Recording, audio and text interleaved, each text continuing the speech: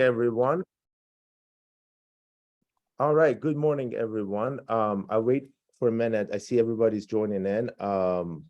Just to make sure everyone has joined in. Good morning, everyone, again. My name is Sasan Nemabakhsh. I'm the immediate past chair of the dispute resolution section of the bar. I have the privilege of, and I'm humbled to have put together this program with the help of all the great speakers that we have here today. What we are here to do today is to celebrate what the American Bar Association has designated as a mediation week, and to discuss best practices, and just generally speaking, how we can make the process a little bit better as advocates, as mediators, and just folks who go through the alternative dispute resolution process. We've decided to make this program collectively into two different sections. The morning session focuses more so on breaking down the process itself to its elements, really discussing the elements and how each of the elements at different timelines of the process can be improved so that in aggregate, hopefully, they would mean a better process altogether. So that's how the morning sessions are broken down. So if you pay attention to the agenda on that has been shared with you this morning, you would notice that we will start with effective preparations for a mediator, followed by what to expect as a litigator, followed by just again the same process for throughout the process itself. So that's what we would do in the morning. And in the afternoon, followed by some ethical considerations for us to think about. And then in the afternoon session, what you can expect is a very robust conversation between very seasoned experts that kind of bring it all home. And I'm sure many of our morning session experts are going to stick around for the afternoon. So I think with the interactive chat feature that we have, I think it would turn out to be a really great event altogether. So we're excited to be here together today. As you know, there's going to be also some CLE hours that are given as well. So about 5 CLE hours are still pending approval. The program materials took a little bit longer for us to put them together. So I appreciate your patience in receiving them. And I'm sure the State Bar is going to go through the process and approve them as we go through this entire session.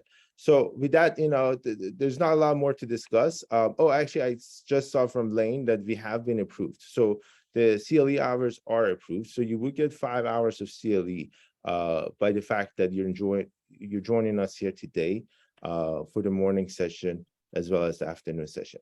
I got to say my thanks to Atlanta Bar Association for joining us here today, for giving us a hand, really spreading the word, and just a lot of our speakers are coming from Atlanta Bar or have been involved in Atlanta Bar. We don't have our chair, Erica Berg of Nelson Mullins, here today. So let me also give her a shout out for all the help that she's done for us to put together this program. Also, Doug Whitten of Atlanta Bar, with regards to all the help they did for us to put together this great program. So I recognize that there's still people joining. So I think Joyce does a really great thing and gives us a little bit more time for people to join in. But as we get closer to 9 o'clock, I don't want to keep talking, Joyce. I want to give you the floor so you can tell us a little bit more about yourself as we transition to 9 o'clock. All right. Good morning. My name is Joyce Clemmer. I spent 36 years as an intellectual property litigator with a firm here in Atlanta, Smith, Gambrell and Russell. And unusually, I spent my entire career at that law firm. I found the work challenging and also represented a lot of international clients. After retiring from Smith Gambrell, I joined JAMS, and I have been for the last 6 years doing arbitrations and mediations. With my background, a good deal of my mediations involve intellectual property disputes. But what I'm here today, do you want me to start getting into the substance, Hassan? Well, that's not all the introduction I have for myself. Okay, that's fine. My introduction was shorter than 10 minutes as well. So I would say, just out of respect to folks that are still joining us, I can in the next 5 minutes just tell everyone what to expect at what time. so that everybody knows at which points we're going to take breaks and at which points to expect, certain sessions. All And then we can, right at 9, promptly begin with your presentation, Joyce. So, folks, after Joyce, we will have Mr. Lewis Cohen of Cohen Law Group, who's going to talk about effective openings and tools to grasp the better, to have a better negotiations. Again, more of a preparation conversation, more of just how to go about the opening, more effective opening. As to the joint sessions, we're blessed and humbled to have Leanne Jones and Hal Meeks of Taylor English and Ms. Jennifer Grippa of Miles Mediation and Arbitration to tell us a little bit more about, again, just the timing, the evaluative process, the joint sessions, what to expect as we go through the, the back and forth of the mediation itself. Followed by that, at 10:50, we're going to have one of our past chairs, Mr. McKinney, Steve, who's going to tell us a little bit more around, again, just the attorney's perspective in this process. So what you can expect here today is the side of the coin, which is from the mediator's perspective, immediately followed by the litigator's perspective. Followed by that, we have Mr. Ray Chadwick, who's going to tell us a little bit more about mediation ethics, just what to expect. How can we make the process a little bit more fair and equitable for everyone who's involved in this process? And I'm humbled by just the virtue of the fact that we had some adjustments to be made, to have 10 minutes to discuss with you some, issues that are going on in the world now that has impacted the community that I belong and community I come from, and just broader issues of human rights and women's rights that are going on, and how does it impact internationally mediated settlements? What do we what can we gain from what we do on a daily practice here, and how can that inform us for a more ethical process with more integrity for overseas? Now, in the afternoon, as I discussed a little earlier, we're going to have roundtable discussions. Moderated, the first session is moderated by our treasurer, Mr. Sean Moman. We're going to discuss the issues of just how to break the possible impasse, how to get to that resolution, how to get a higher yield of resolution. And for that panel, we have Stacy Williams, Ray Rawls, and Ray Chadwick. So we are, again, very humbled and thankful for them for their time and joining us. Our last panel starts from 1 o'clock in the afternoon, goes to 2:30 in the afternoon. That is moderated by our vice chair, Scott Zucker, and you're humbled to have Mr. Bernard Taylor, Mr. David Zaks, Ms. Ananhi Rajan. I'm so sorry if I mispronounce your name, and Ms. Elan Malo. If I mispronounce your name, please also forgive me. So with that said, people mispronounce my name all the time, so please forgive me. That's unintentional. So at any rate, I'm really thankful for everyone who's come out here. This was a very joint effort. Again, thankful to Atlanta Bar. Joyce, we're at 8:59. Please go ahead. Good morning.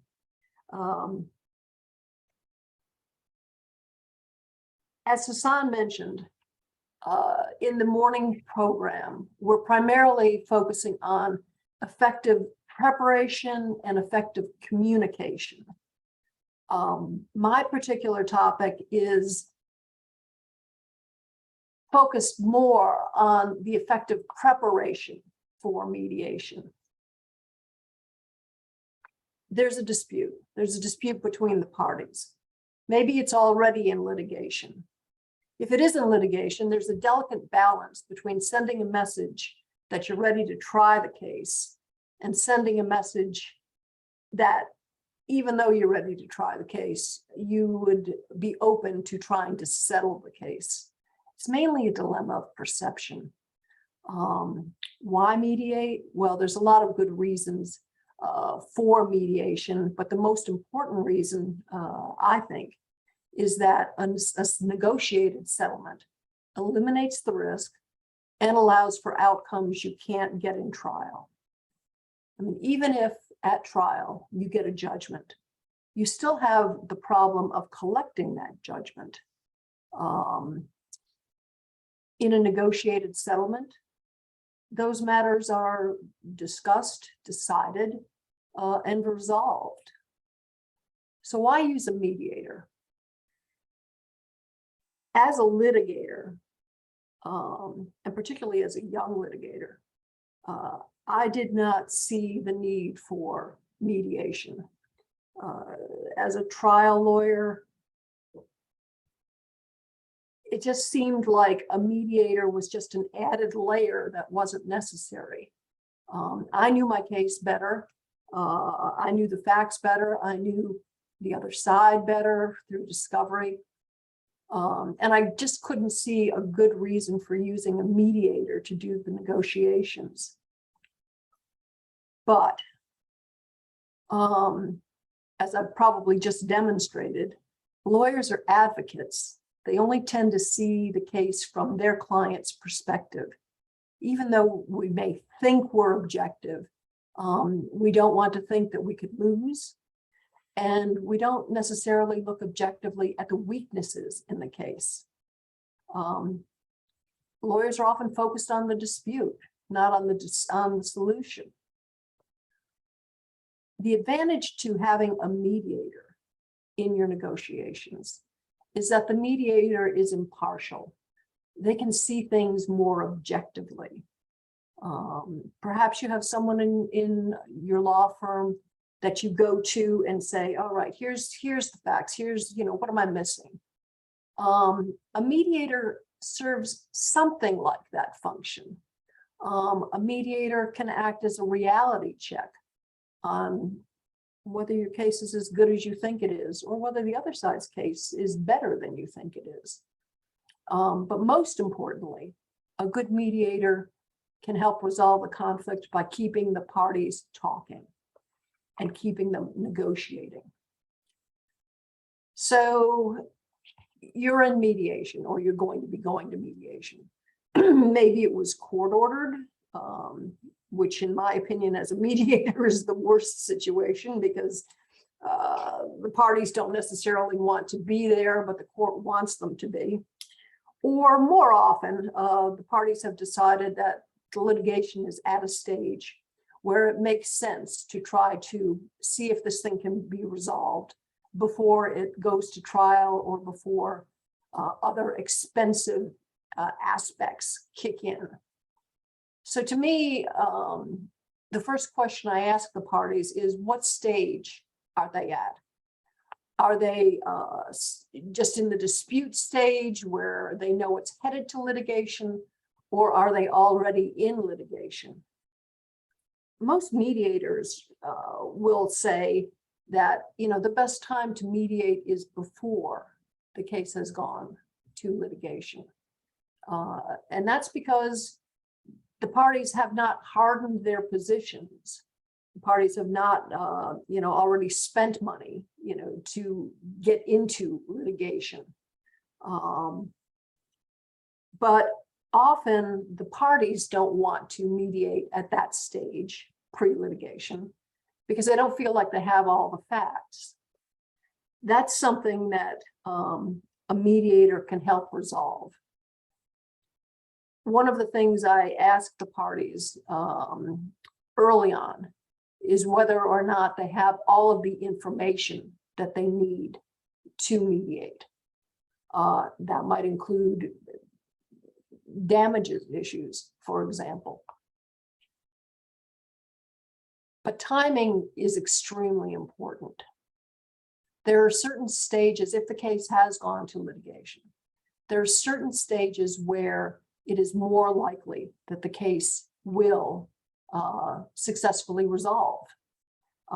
Some of those times are, for example, before the next round of depositions, before the parties have to incur the expense of expert witnesses, before a motion is ruled upon, where there's a risk that, either the issues could be narrowed, or the issues could actually be resolved, perhaps adversely to you. Frequently I see cases, most often I see cases, following discovery, when some discovery or the majority of the discovery has already been done. And that's a good time to mediate, because at that point in time, the parties are pretty well aware of the facts on both sides of the case. And they have a pretty good feel for damages or lack of damages. So that's a very advantageous time to try to go to mediation. All right, so the decision's been made to go to mediation. The parties have gotten together and selected a neutral arbitrator, a neutral mediator to help them with the negotiations. Lots of ways to pick a mediator. Perhaps you pick on reputation.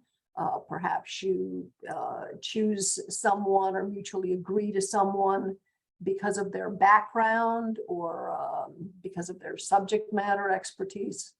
Whatever the reason, I'm assuming that you've already selected a mediator. So what's the first thing that I will do is I will have an initial pre-conference with both of the parties. And before I have that pre-conference, I'll send out an agenda. This is what we're going to be talking about. We're going to be discussing the date of the deposition or the date of the mediation, the time, how much time should be set aside, whether either party has any special needs, and most importantly, who's going to be attending the mediation.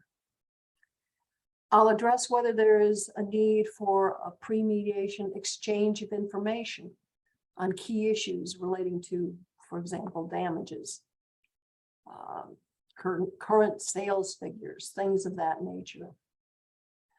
I'll ask the parties whether they want to be in a joint session, private caucuses, or both.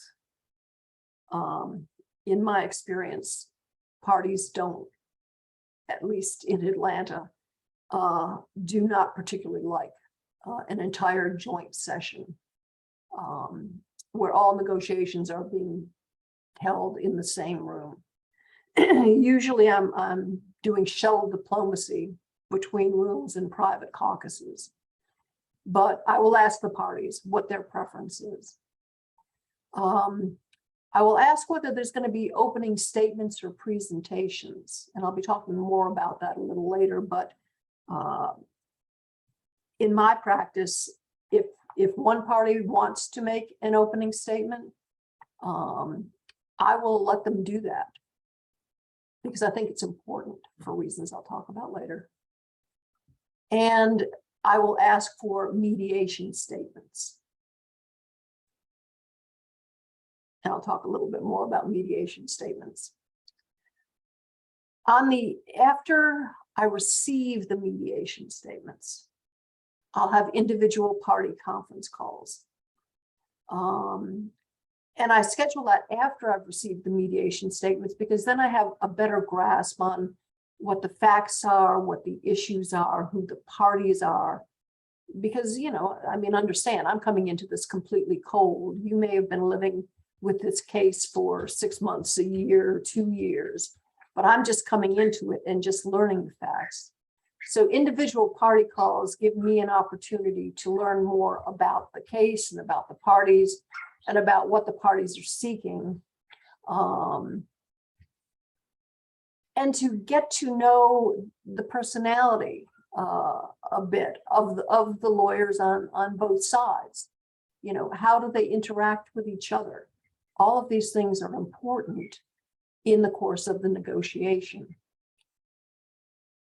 I also, after the initial individual party calls, I will float the idea of having a second call with that counsel and their client to further discuss, the mediation process and their client's views of the case. And I learn a lot when the lawyers let their clients get involved before the mediation.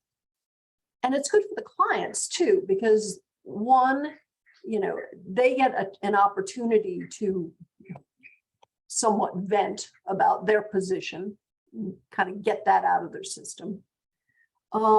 But more importantly, they are usually forthcoming about, why is this particular dispute, or how is this particular dispute hurting them, hurting their business?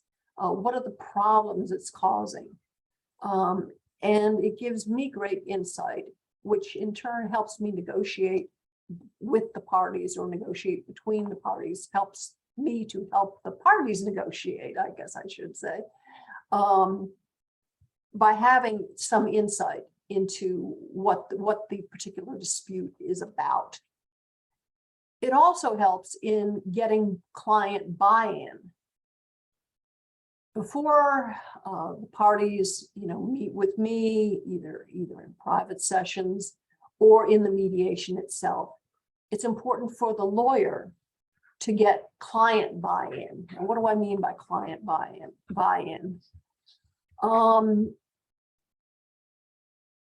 If the parties or if the client is not going to be satisfied with the result, if you don't know what your client wants, if you don't know what's important to your client, and what they would be willing to accept, then the case simply isn't going to settle. So I usually suggest that counsel meet with not just the client representative that they usually talk to, sometimes it's just in-house counsel, but to actually talk with the business people, and sit down and just have a brainstorming session. What are the problems that this dispute is causing? How is this affecting your business?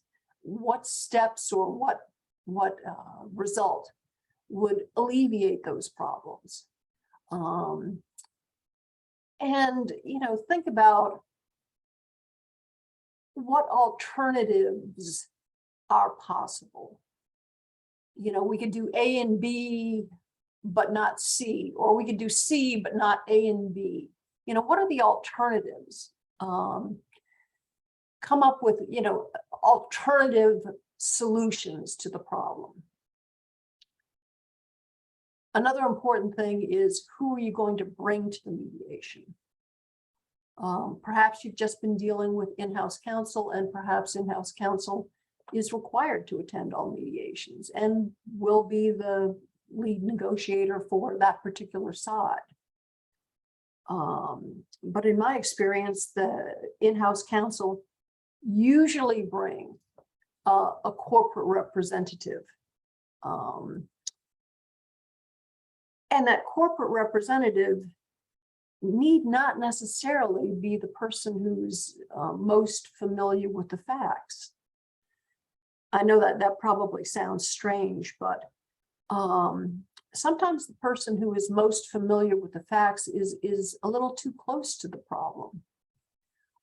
Sometimes someone perhaps higher up in the organization who sees things a little more objectively, doesn't have really a stake in whatever the dispute, whatever caused the dispute.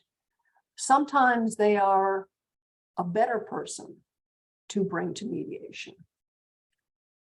I mentioned earlier that one of the things I'll ask the parties is, who are you bringing to the mediation?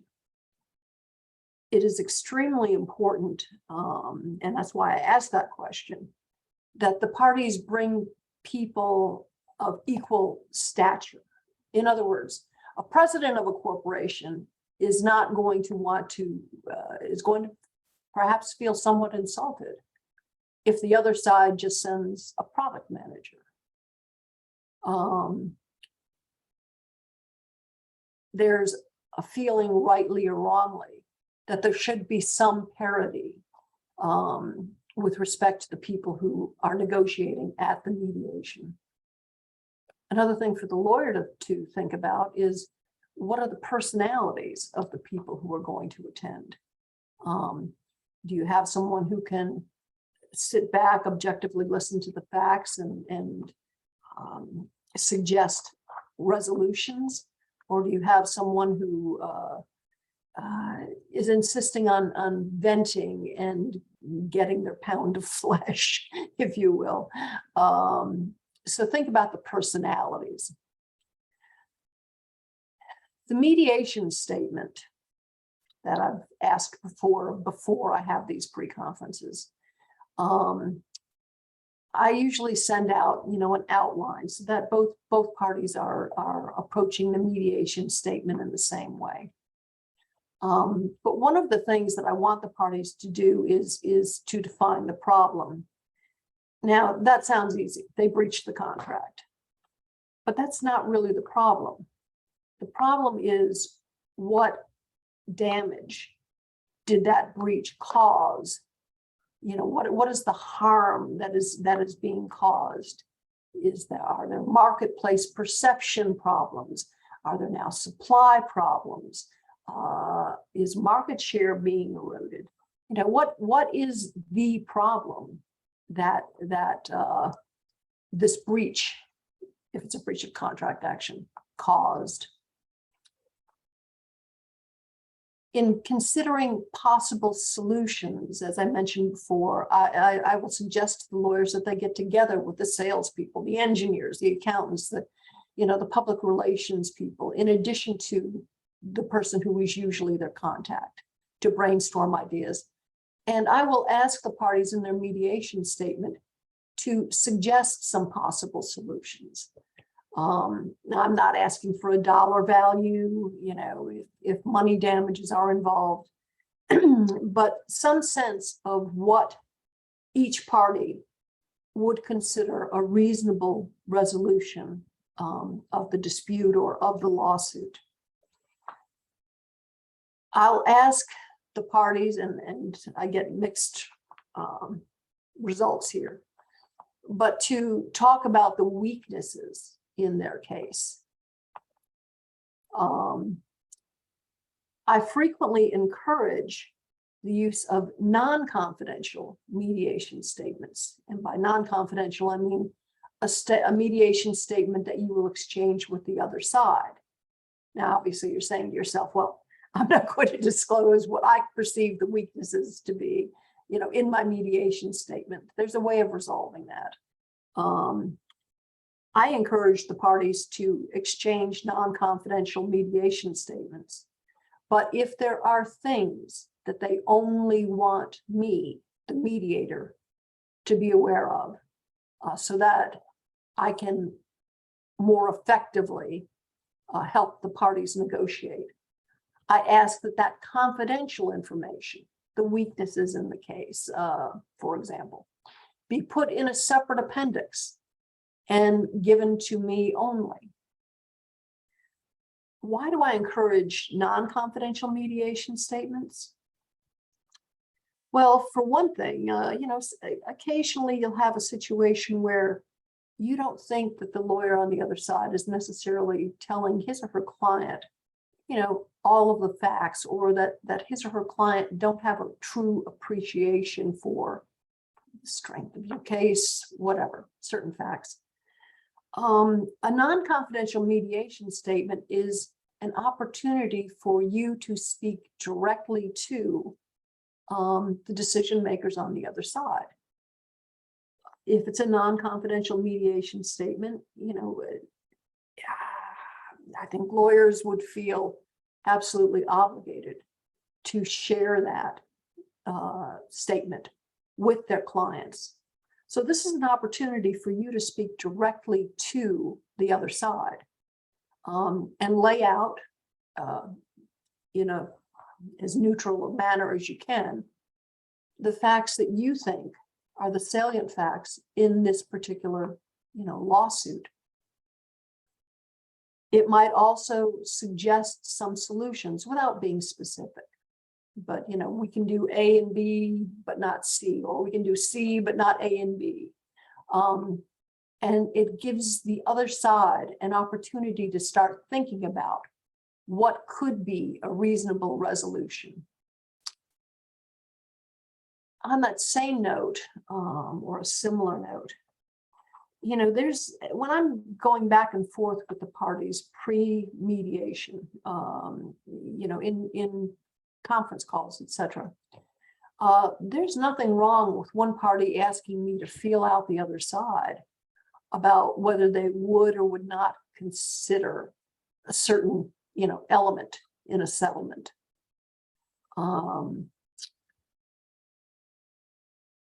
In a sense, the mediations really started before the parties have sat down, in the JAMS offices to start the mediation.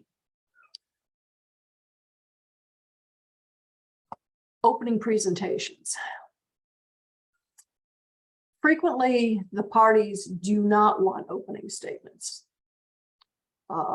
They say it's only going to polarize the positions. It's only going to give the other lawyer a chance to postulate, in front of my client.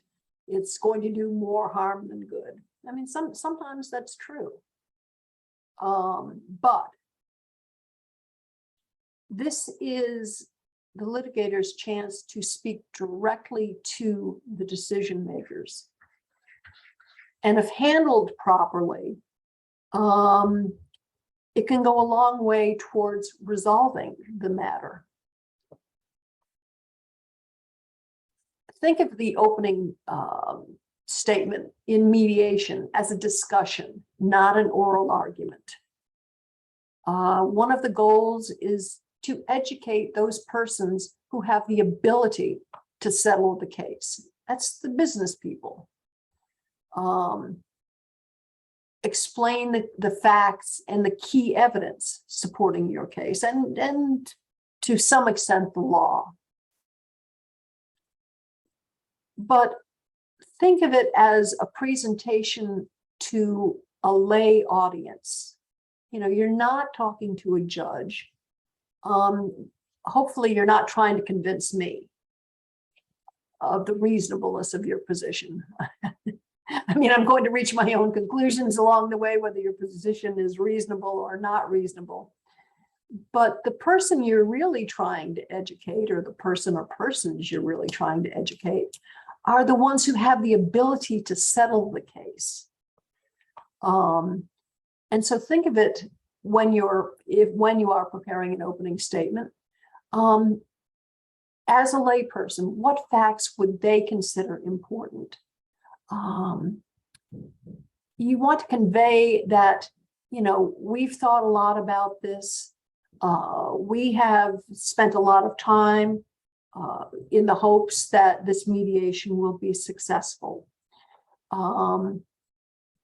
Some of the solutions that we have considered are A and B and C, and we're hopeful that one of those solutions is something that can be pursued in negotiation during the course of today, during the course of this mediation. I guess I'll close on this note. When I was being asked to speak about deep listening, I actually had to look it up. I mean, what exactly do you mean by quote deep listening? But whatever you call it, I mean, it's a concept that's very familiar to all of us. Many of us, we've all encountered people who are very poor listeners. I mean, it seems like whatever we're saying, they're not hearing us. And in some cases, it almost seems like they're waiting for us to say something that they can then jump in and tell us how wrong we are about that particular point. Good listening, by contrast, means being open and genuinely interested in paying attention to others and what they are saying. Allowing yourself the time and space to fully absorb what they are saying. It's trying to understand where the speaker is coming from. What's their purpose, their interest, or their need, or what is motivating, what they are saying. So there's a few tips for listening deeply, and one of them I've always found extremely helpful is to focus on what someone is saying instead of thinking about what you're going to say in response. And that's difficult. It truly is, particularly if you've done a lot of oral arguments in your time. You'll listen to the other side's argument and you'll write down, what did they say that isn't quite right, that's not a correct argument, whatever. So it's hard to stop thinking in terms of what am I going to say in response to this? But you will benefit tremendously if you actually listen to what the other person is saying. And instead of trying to think about what you're going to say in response, think about what is it they are saying. One way to do that is to, instead of paying attention to your pen and paper and writing down notes, look the person in the eye, acknowledge that you are in fact listening to what they have to say. Ask yourself, what isn't he saying?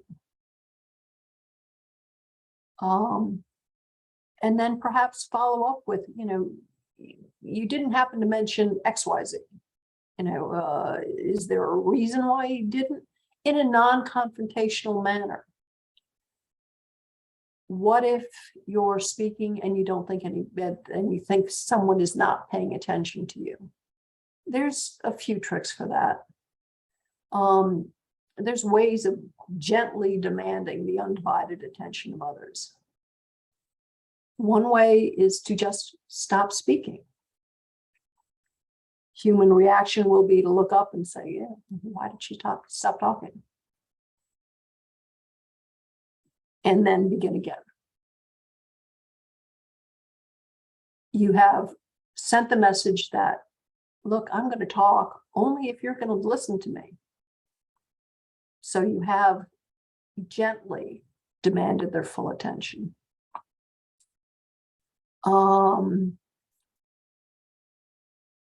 Deep listening, or whatever you happen to call it, it springs from a genuine desire to understand a person, a situation, and where they're coming from.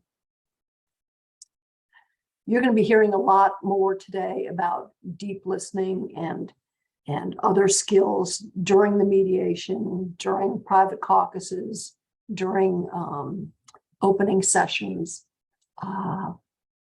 Thank you for your time.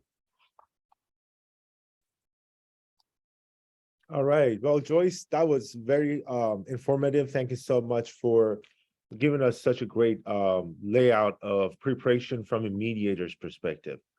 So folks, let me introduce Louis Cohen. Louis, I'll let you actually introduce yourself. I think you would do a better job of doing that than I would. So my friend, go ahead and introduce yourself to our attendees. Louis is our next speaker, and he's going to discuss the litigator's perspective. So you have about a minute or two to introduce yourself and go on.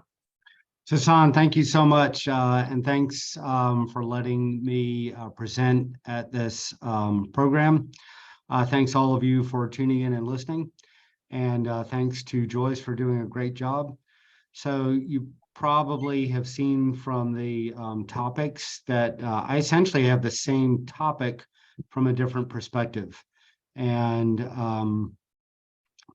so my experience with mediation is 100% as an advocate for clients, as opposed to as the neutral, at least so far. And let's see if I can give anybody something different to think about. So first, we want to talk about preparation. And I think everybody participating in this program is a lawyer and or a mediator. So basically what I'm telling you, to be perfectly candid, is sort of what I tell my clients leading up to mediation.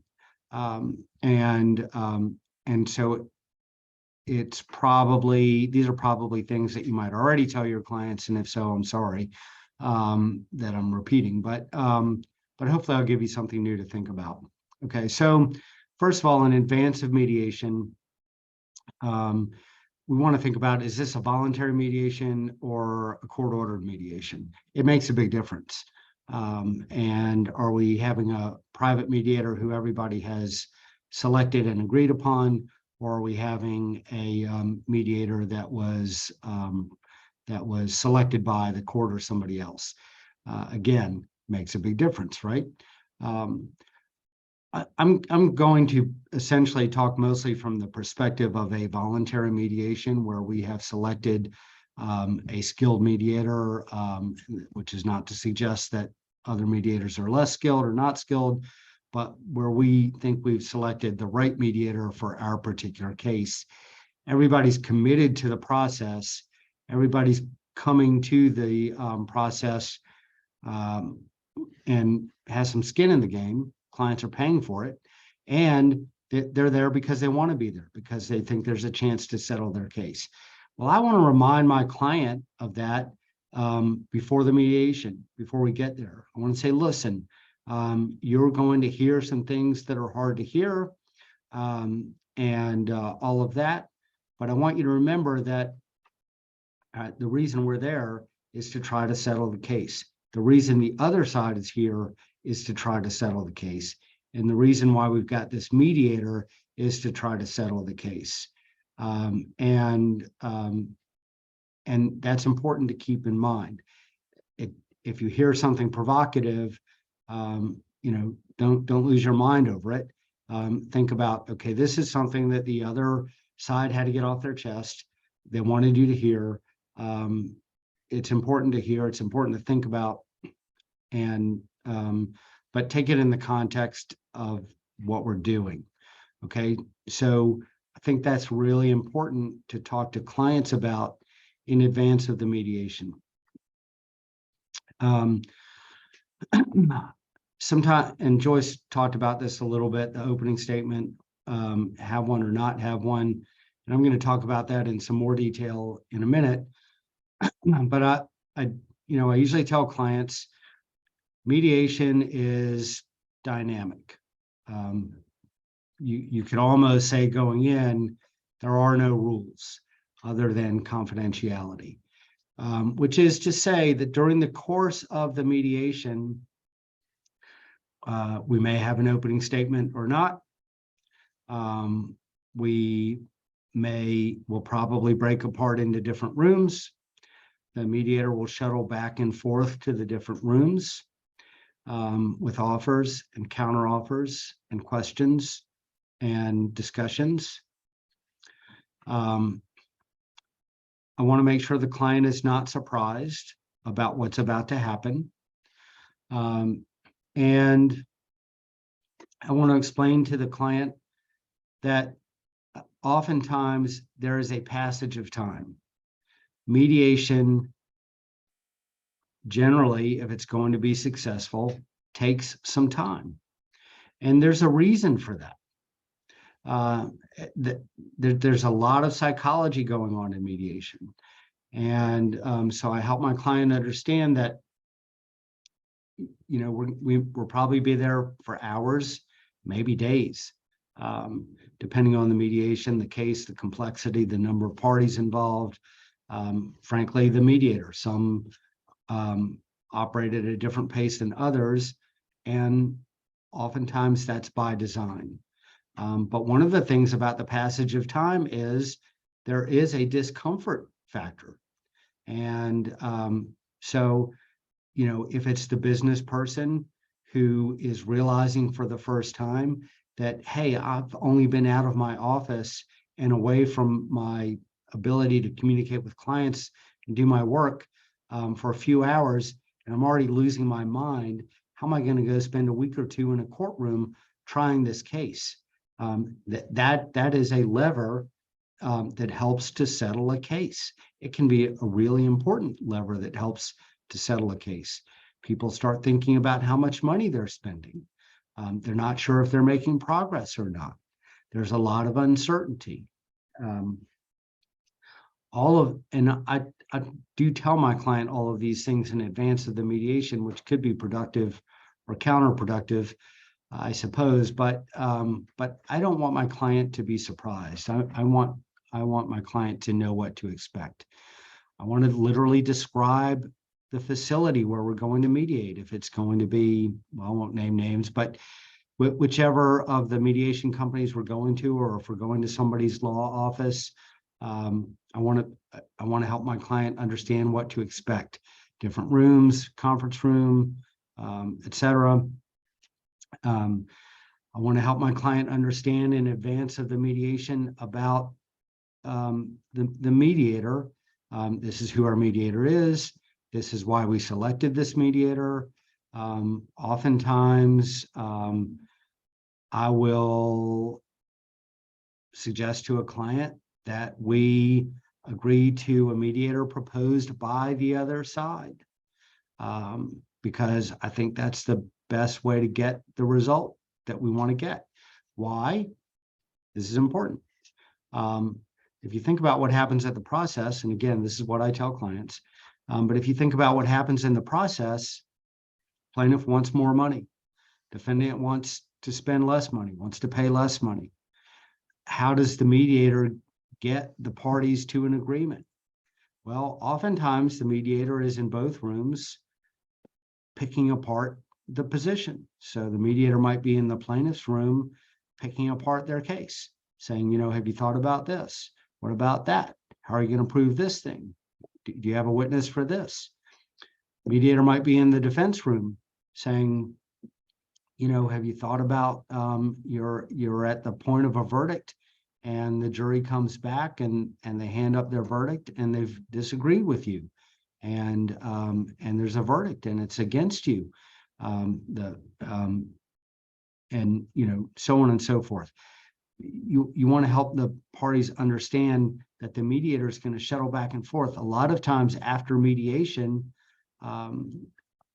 it turns out that when they survey people after mediation, sometimes the people in both rooms, I'm assuming 2 rooms, maybe there's 10 rooms, but sometimes the people in both rooms will say, the mediator never understood our case. She just never got it. She just never agreed with anything we had to say. She just kept picking apart our case. I don't know how we got this done. Well, because the mediator was in the other room doing exactly the same thing to the other side. Okay, so it's important to help your client understand these things in advance of the mediation. The mediator's not picking on our side to make anybody mad. The mediator is picking on our side to point out some weaknesses that maybe we haven't even thought about. Hopefully we have, but maybe we haven't. I mean, a good mediator is very likely to come up with some thought or theory or idea that the parties had not yet considered. That's part of what makes a mediator a good mediator. So I get the client ready for all of that in advance of the mediation. I think that's really important to the process. Okay, I let them know that we may start together, go to separate rooms. We may come back together at some point during the day, or the mediator may want to call the clients together without counsel at some point during the day, and we may agree to that or not. The mediator may want to call the lawyers together without clients at some point during the day. The mediator may want to call everybody together at some points during the day. In other words, it's flexible. Or, sometimes one of the parties might say to the mediator, hey, do you think we might want to get together with the other side again and talk about this rough patch that we're talking about and how we might resolve that in a way that everybody can live with? Okay, so flexibility, dynamic process, really important for the client to understand that, I think, in advance of the mediation. It helps the client to stay loose and flexible, and I encourage them to stay loose and flexible. One thing I do not do in my preparation for mediation, I do not pin a client to their last best final position. I never say to a plaintiff, what's the least amount you'll take to move on? I never say to a defendant, what's the absolute highest amount of money you'll pay to resolve a case? Because the last thing I want to do is pin everybody to some position. That defeats the entire purpose of the mediation. The idea is you get there and you're going to have some exchange of information, hopefully that's new, and that will and often should change somebody's position. So you want to have the client prepared, loose, and flexible to do that if it's appropriate. That doesn't mean that, we're giving away the store. It just means that we're loose and flexible and we're able to adapt to what's happening. Let's talk about the mediator, and I'm going to talk about the mediator like how I talk to a client about the mediator. So again, I'll say to the client, this is our mediator. This is why we picked this person. This is this person's background. This is why when, Jennifer's on our program and we used to practice together, and she's one of my favorite people. So if Jennifer Grippa comes in and says to us, you're not going to maybe get as much as you think you're going to get as the plaintiff in the trial of this case, and here's why I think that, and have you considered that before? And again, I say to the client, Jennifer's not saying that to make you mad. Jennifer's saying that to make sure that you're thinking about something that might actually be a reality at the end of the day in your case. That's why we picked Jennifer. She's smart and she's got some good ideas. And then the other thing I want to make sure that the client knows, because, remember I talked about this concept of sort of picking on everybody in the different rooms, but I want to make sure the client understands that the win for the mediator is a settlement. Anything other than a settlement is not a win for the mediator. The mediator going forward wants to be able to talk about his or her record of settling cases.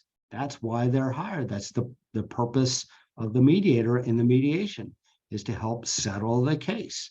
So the mediator wants to settle every case. I want to make sure the client understands that the mediator is actually, in fact, trying his or her best to settle the case. The mediator, however, does not care if it settles with the plaintiff getting more money or less money, or the defendant paying more money or less money. The mediator doesn't care if we end up in the middle, or all the way over on the plaintiff side, or all the way over on the defense side. The mediator just wants to find some point where the parties can agree and reach a deal and get the case settled. I also want to make sure a client understands that depending on the complexity of the case and what's going on, it's quite possible that a good settlement might involve some non-monetary terms that maybe are new that we haven't talked about or considered, or some other way of compromising, or something that we can give up that is important to the other side, but not important to us, doesn't really cost us very much, or the other way around. There's the old parable about two people fighting about an orange, right? And they're not communicating, they're just fighting about the orange. Turns out one of them wants the zest for a pie and the other one wants the fruit. And if they had talked about that, they would have figured out that they could both have exactly what they want and not be fighting about the orange. Well, that's the mediator's job, is to help everybody figure out, what are you really trying to get out of this deal? And maybe you can give up the zest that you didn't want and get the fruit that you did want, or the other way around. Okay, so that's what we're, that's the whole idea here, and that's why you have a mediator. And a lot of times it's the mediator's perspective, which is they're disinterested. They're not in the fog of war. They're not caught up in the fight. They're able to look at something differently, even from the lawyer. The lawyer's job is to be, less interested than the client. But let's face it, we get caught up sometimes also in what we're doing. By the way, I didn't say this at the beginning, but feel free to submit a question on chat if anybody has any questions or comments or disagree with me or whatever. Let's talk about effective communication for a minute. Joyce talked about deep listening skills, and I'm supposed to talk about that as well. And it is important. Now, in a joint session, I will often first say to the other side, and by the way, Joyce is right, it is literally in most cases, the only opportunity when I might have as an advocate for a client to just speak to the other side. Okay. I'm not cross-examining them. I'm not taking their deposition. I'm not cross-examining them in a courtroom. And I'm not talking through their lawyer. And literally can sit across the table and look at somebody in their eyeballs and talk to them, and try to help them understand our perspective and our side of the case, and let them know that I understand theirs. Okay. Sometimes that means I'm going to have to say some things that I expect they don't want to hear. Well, in advance of saying that, I will say, listen, I know I'm about to say to you some things that are going to be hard for you to listen to. I'm not saying these things to make you mad. I'm not saying these things to provoke you. You don't even have to agree with me. But I do want you to understand that this is my client's perspective. This is what we think the facts are. This is what we intend to present to a jury. And they might agree with us and disagree with you. And that's why you should hear it. And by the way, I'm saying these things to you now so that you can hear what it will sound like in a courtroom when I'm saying it to a jury, and you're pinned to your desk and your lawyer is pinned to the desk or the table, and you all can't respond, at least not in that moment. And the jury is hearing these things, and you'll at least have some sense of what's going to happen in the courtroom. And maybe that will help us get a deal done here today. And that's the only reason why I'm saying that. So I'll preface before I lay out some bad facts for the other side, because I think that's really important. You don't want them to just get mad and shut down. And, Joyce talked about if it looks like the other side isn't listening. And quite often you could see that, I can see it. The minute I start talking, I know that the wall goes up for the other side.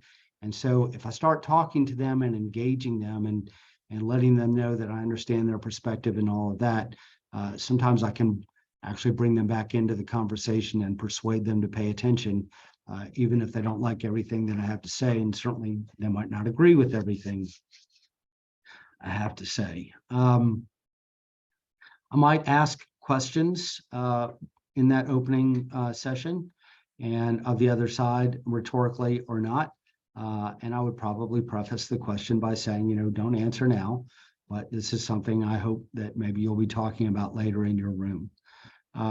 Effective communication doesn't just happen in the opening joint session, if there is one. A lot of people don't like them anymore. I do. But communication also happens indirectly through the mediator. So, I might be saying to the mediator, hey, can you let the other room know this? Or can you let the other room know that? And that is equally a form of communication. Also want to mention one other thing that I think is really important to always keep in mind. And that is this: the mediator is the smartest person at the mediation. Well, maybe not, but the mediator is the only person at the mediation who knows what's happening in all the rooms. Okay. And that's important. Okay. The mediator knows what the mood is in the other room. You don't. The mediator knows what the mood is in your room.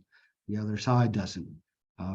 We're telling the mediator things in confidence, and the other side is telling the mediator things in confidence.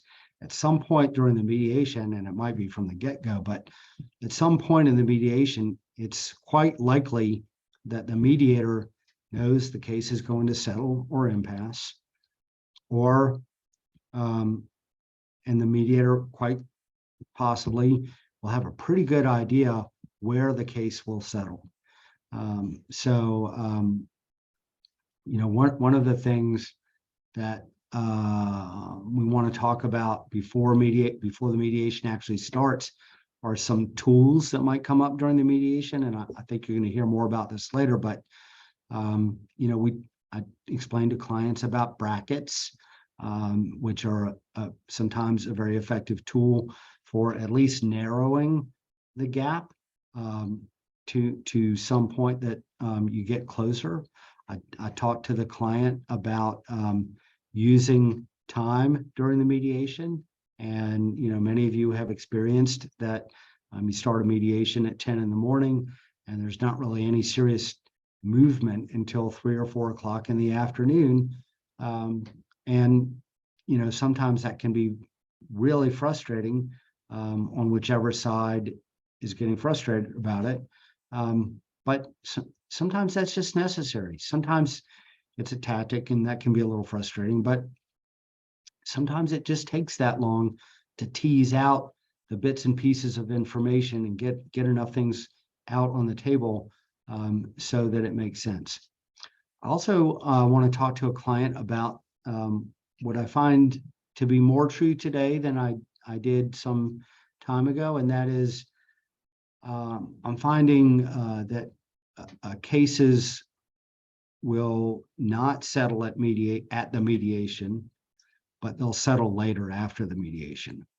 And I want to tell a client that in advance so that their heads don't explode if we're leaving the mediation and we didn't get a deal done. Because quite often on both sides, could be my client, could be the other side, could be both. But ideas are being exchanged that are hard to process sometimes, and it might take time. And then, a week or 2 or a month later, that seed has germinated and the case can settle, and it does. And that can be really important for people to understand, and it's part of getting ready for mediation. Other things that are, I think, important for getting ready for mediation are to understand that on that same concept of settling later, we might be asking for a lot of money and the defense isn't prepared to pay that much at the table. Maybe the defendant has to get corporate approval. Maybe the defendant has to get some board approval. Maybe they don't have all the authority or approvals that they need to settle on the spot at that table. Or maybe it's just a situation, for example, where the plaintiff, has to have the experience of realizing that they just walked away from a mediation and didn't get their deal done. And now that instead of getting money, they're continuing to spend money to litigate a position with an uncertain outcome. And it takes, days, weeks, a month, more, until they realize, okay, time to tap out. I've just had enough. Don't want to see how this comes out in a courtroom. Or maybe that's happening on the defense side. And, the defense is realizing, if there's a bad verdict here, I don't know what that means for me, for my business. I don't know what that means in terms of public relations and marketing and reputational damage. And I don't want to find out.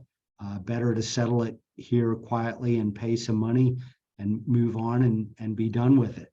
And there's a lot to be said for that. We've all heard this, but clients haven't. It's often a really powerful thing to say to a client, look, the alternative to this is strangers are going to decide how this dispute that's really important to you comes out. And that should be a scary thing because they may get it right or they may get it wrong. They may agree with you or not agree with you. I've got just a few minutes left. One of the things I want to make sure that I share with you all that I often talk to clients about is this concept of, particularly with a plaintiff, but it can work on both sides. What's the least amount of money you'll take? What's the most amount of money you'll pay to settle this case? Those are the wrong questions. to be perfectly candid. If I'm representing the plaintiff, I'm not talking to the plaintiff about how much money they want.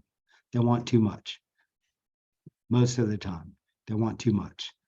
The better question for the client to have to wrestle with is, what are you willing to walk away from? Same thing on the defense side. What deal are you willing to walk away from?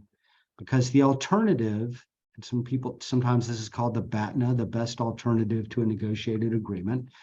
But the alternative is you walk away from this mediation and you're going to take your chances at trial, and you may do better or worse.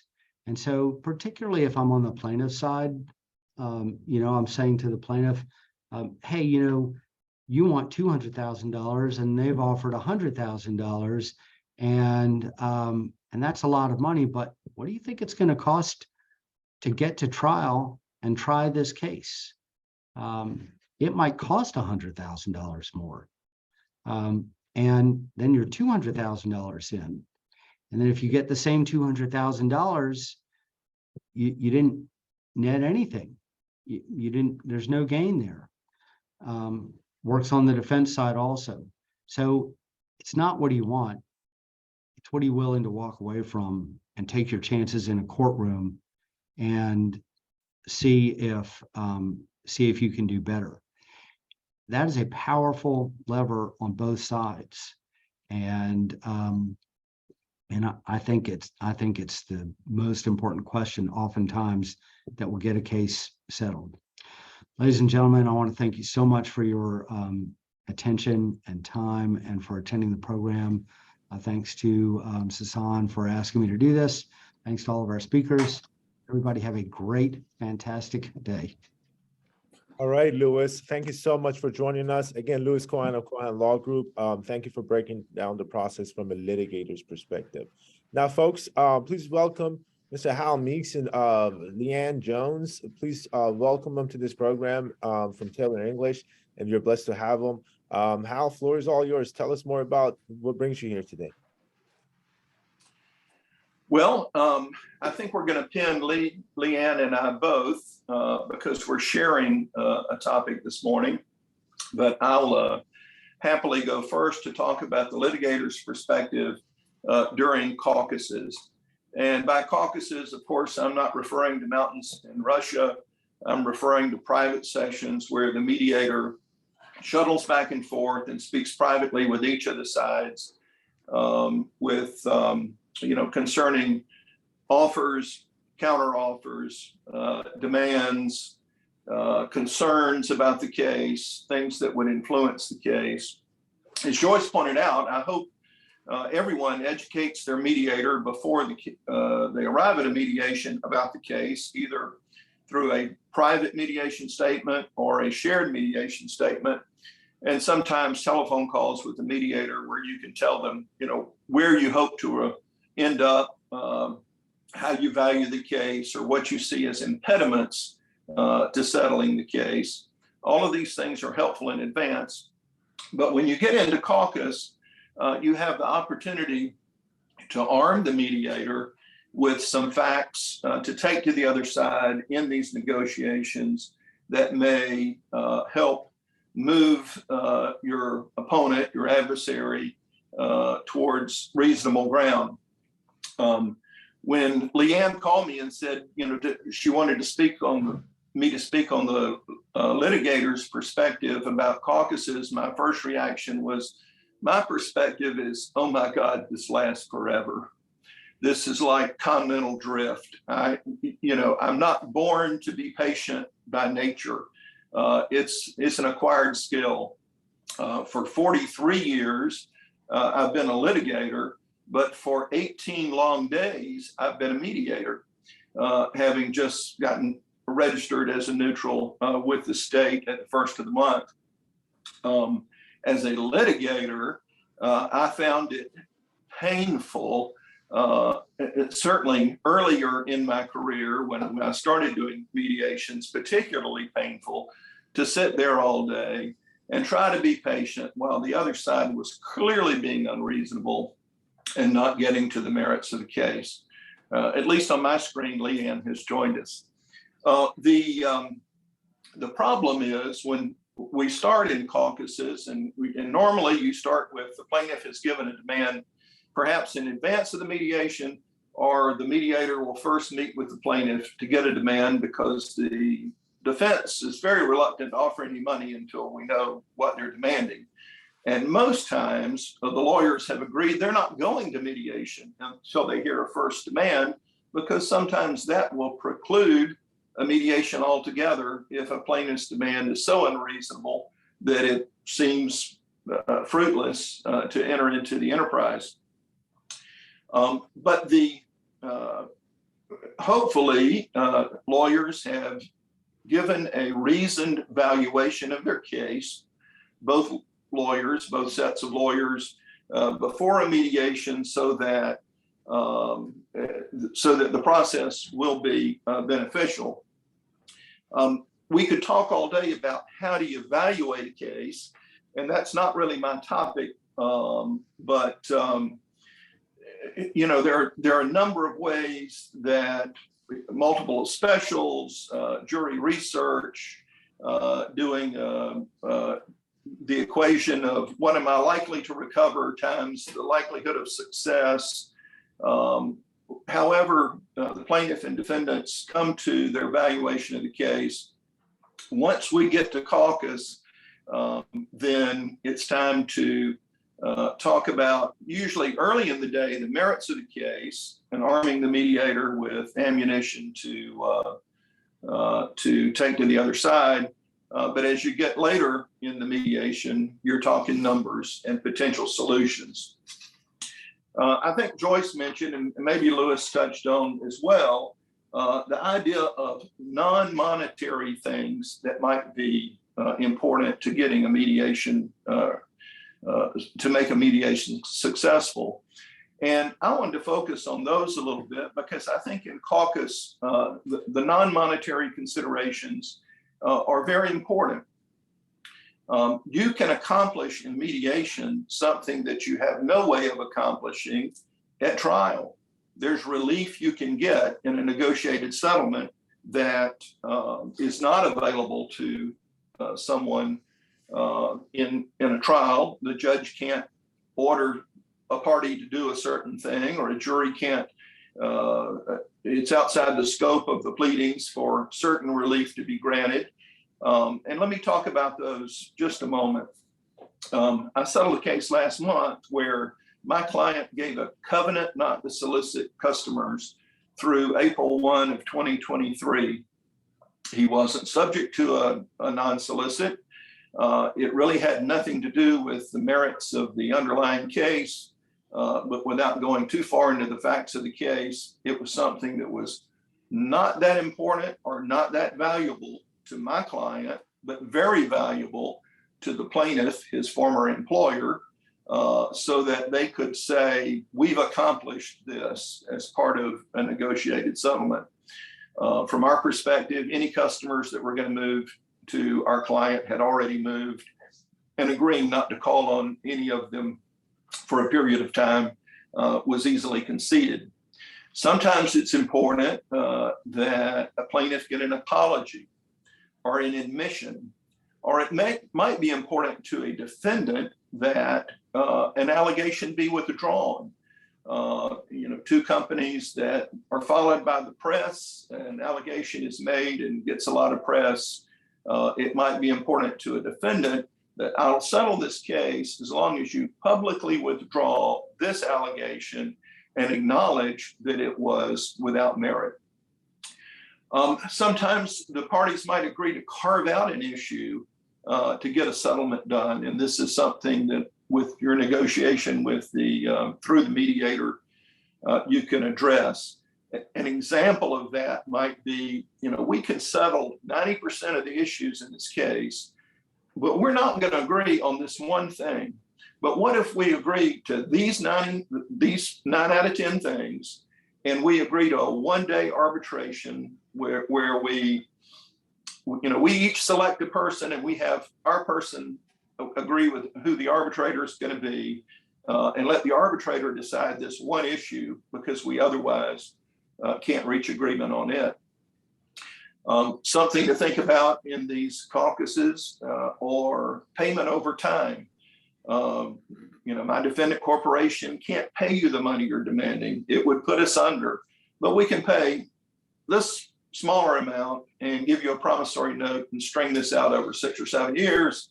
And if the company survives, you get paid. If the company doesn't survive, then you've got a solution that would not be available in court. And I say we, one of my partners and I recently settled a case in mediation where we agreed to 2 numbers because there was an issue in the case that was pending in a motion for partial summary judgment. Plaintiffs were trying to add a claim that we thought the statute had run on and couldn't be added. So in our negotiations, we reached an agreement that we'll pay you X, we'll say X is $200,000, regardless, but if the judge grants our motion for summary judgment on this issue, we pay you Y, a different number. So we had, or we pay you, if the judge denies our motion, we pay you an additional amount with respect to that claim. So sometimes you have to be creative when there are sticking points in a case that hamper the negotiations. I recently mediated a case where part of the settlement that was dependent on whether we could get a judge to cooperate. It was important to my client that an adverse ruling with respect to discovery abuse be vacated so that it had no precedential value and couldn't be used by plaintiffs in other venues to show that my client was a bad actor. So in these caucuses, one thing that you discuss with your client, hopefully in advance, but that the mediator can do for you is to shuttle other ideas, and the mediator may suggest other ideas of what besides money can help you get this case resolved. So the plaintiff should come prepared to any mediation with an idea of what do I want that's not dollars, and the defendant should think about what can I offer that's not dollars. Now, Leanne wrote an excellent paper, and I hope you'll read it, but what's in it I won't talk about because I've got about 10 minutes and I don't want to step on Leanne's time. But what she didn't say in the paper, in one subject of the paper is, what do you do in the downtime? The mediator has talked to you, fleshed out some facts, he's gotten an offer or a counter offer from you, left the room, and is gone 30 minutes, 45 minutes. And there are productive things that you can do during that time, and Leanne has outlined those in the paper. Let me talk about the non-productive things you can do during that time, or non-productive from the point of the case that you're there about.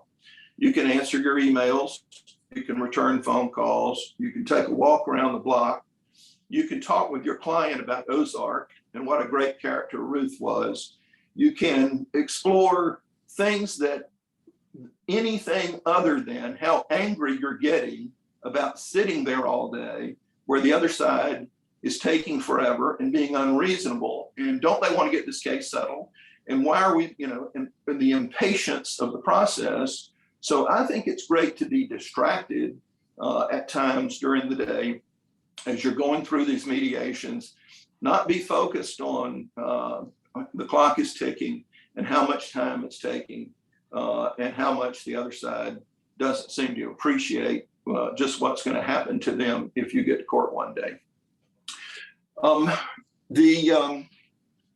Leanne also talks about your candor with the mediator. Do you share with the mediator what your authority is?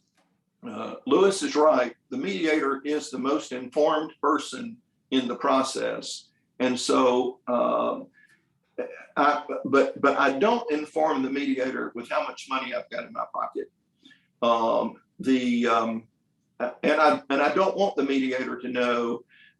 Most of my practice has been representing defendants, and so I've gone to an insurance company or a claims committee or a corporation, and I've gotten certain authority before I come to a mediation. But I don't want to share exactly, what would be, I've spent everything I have. As a litigator, from my perspective, a win in a mediation is when you both reach a settlement and you can report back to your client that you didn't spend all the money that you were authorized to spend to get the case resolved. So I don't want the mediator to know that, but I will share with the mediator that, we've valued this case and we see X as a reasonable resolution of the case. I don't want you to share that with the other side. I'm not, this isn't an offer. This is not to be shared. But we think it might come around into a particular range of X. And I'll share that with the mediator because I do want the mediator to be armed with knowledge that we're going to get somewhat reasonable by the end of the day, if necessary, and to be able to project if the plaintiff might get somewhere near those numbers. Now, the mediator knows the plaintiff isn't going to take the number that I said was reasonable. And the mediator also knows that I haven't said, this is all I've got. But I think it helps move the negotiation and arms the mediator if I give them a number about what I think is reasonable. But one reason I don't, and one reason none of us put all of our money on the table right up front. We don't need a mediator if we say, the most I'm going to pay is $250,000, take it or leave it, and let's get out of here. That's not an effective mediation. But some things that happen in mediation that you might not expect is, I had a plaintiff I had a products liability case, someone in a car accident, a rollover accident years ago, where I was representing the plaintiff. We settled that case for a lot less than we would have. But what the defendant didn't know is that my client was engaged to be married again and didn't want to wait for a trial. I wanted her to be a widow at trial, not a happily wed remarried widow. So she wanted to get married, and that was the big motivation of, well, let's get this case settled because I want my life to move on. Another case that settled for a lot less than an authority that I had was, I was surprised. The plaintiff's lawyer shared with me afterwards, well, we took your number, which was crappy, but my plaintiff is 3 months behind in his house payment. He really needs the money. That's why we insisted we get the check in 14 days as part of the negotiation. So there could be factors outside of the merits of this case that influence a settlement. And you want to let this thing play out because they might help you or hurt you. From a defense perspective, I've settled a case for more than it was worth because my client had a contract that the company was going to be acquired. One of the terms of the acquisition was that we get rid of this lawsuit before the acquisition would close. So we were highly motivated, the plaintiff didn't know this, but we were highly motivated to get a deal that day. And so we, wound up paying more than we should have had there not been this outside factor.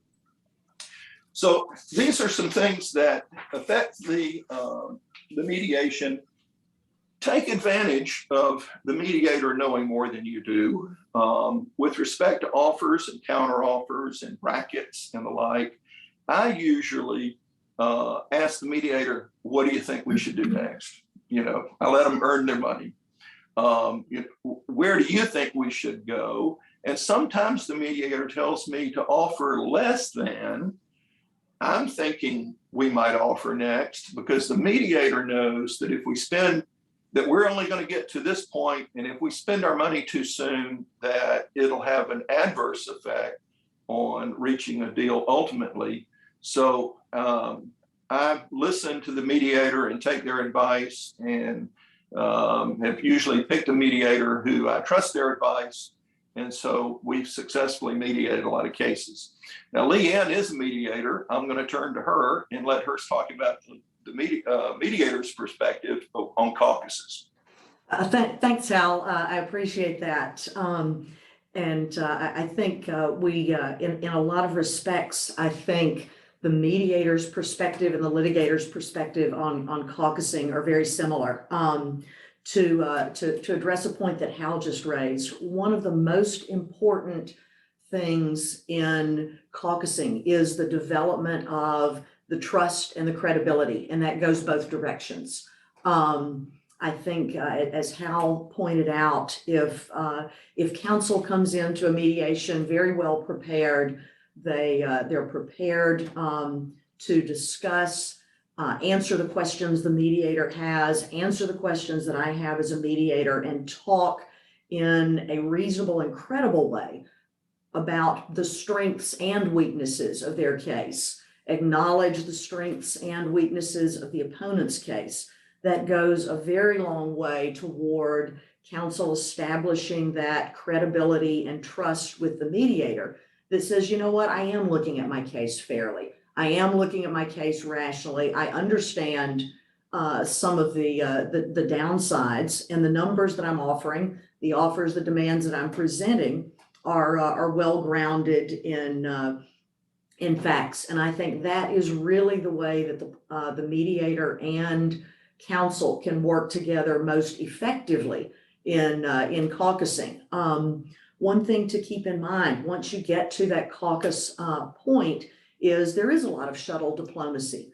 At that point, you are counting on the mediator to present your proposals to the other side and raise with them in the most effective way the points that you believe support your own proposals. So taking that time in the caucus session to really be realistic about your case and discuss openly, take advantage of the confidentiality that is afforded to things that are said in a mediation. As a mediator, I am always very clear with counsel that there's different ways to go about this, but my approach is what we say in caucus is private. I will not share it with the other side unless you authorize me to do that.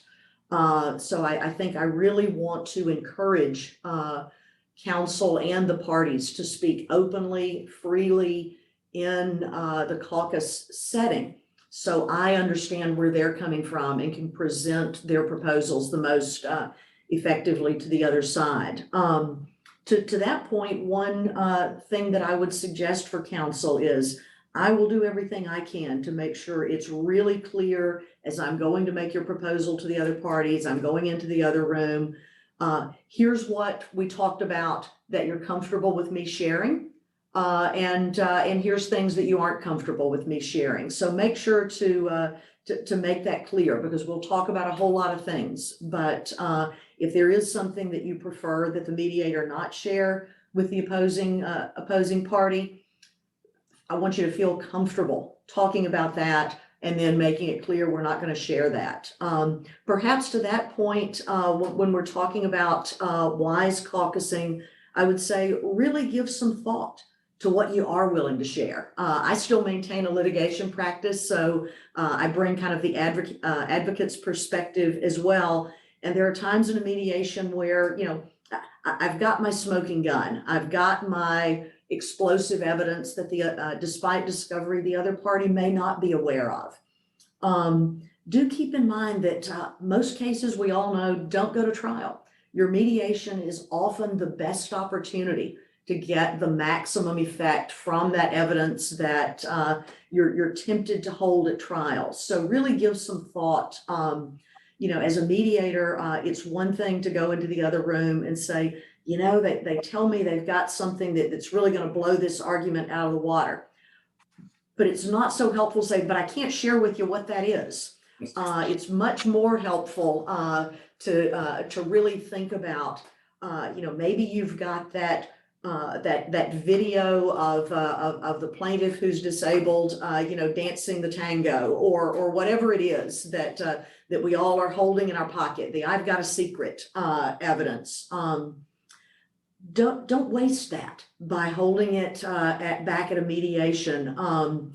Really consider whether that's something that you can share, because that is how it has the most effect in actually moving the other side from a position that they may be taking. There may be the evidence that you have to hold back for trial if the case doesn't settle, but I would really encourage you to give some thought in advance to the effect of that evidence and using the power of evidence that can move the needle. That would probably be my other significant advice would be really make sure that you're providing the mediator with objective evidence, objective rationales that support the numbers that you're proposing in caucus. I've certainly had, as a mediator, I've had people say, well, that's just not how we value the case. Give me some tangible things that I can take to the other party to say, you know what, they really do see this differently. Let's talk about a couple of factors and how do you respond to this. I think that really gives you a great opportunity to effectively present your proposals through the mediator. The other thing that I think Hal and others have also touched on, really bring your patients to the process of caucusing. It's really important. I think Lewis did a great job of talking about how he prepares his clients for the process. And one of the important things to talk about with your clients is the need for patience and how a mediation goes. A mediation is really not like any other negotiation that you do in the real world. It's kind of a distinct and different species.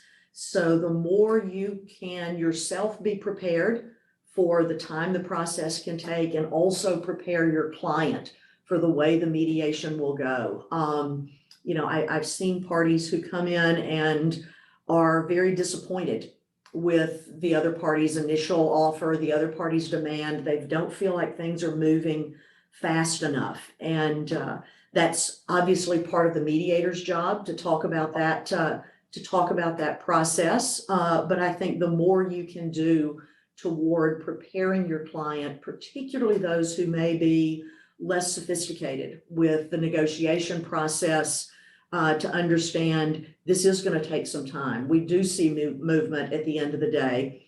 And honestly, I think that adds to your own credibility with your client. If you've told them that in advance, they know what to expect, and this thing actually is playing out the way that you predicted it would.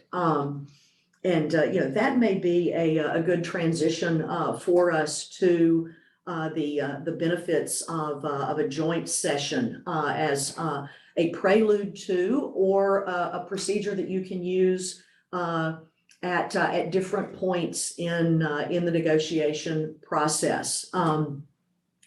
As a mediator and as an advocate, I am a big believer in effectively using a joint session.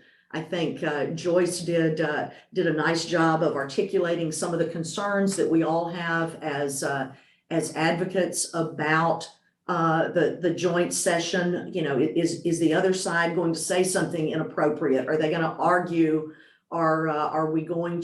Is something going to be said that increases the emotions or is counterproductive toward a resolution? And I think there are several tools and things that we as mediators and as advocates can use to try to minimize those risks and really enhance the value of the joint session.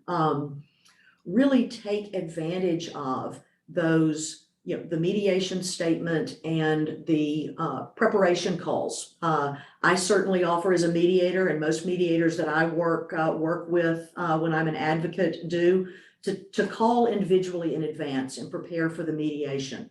that is a great time for the parties to work together with the mediator to set a protocol and a format for your joint session that suits your case. The joint session certainly is not a one-size-fits-all proposition. There's different ways to structure the joint session that's going to really allow all of the parties in all circumstances to take advantage of the benefits of coming together.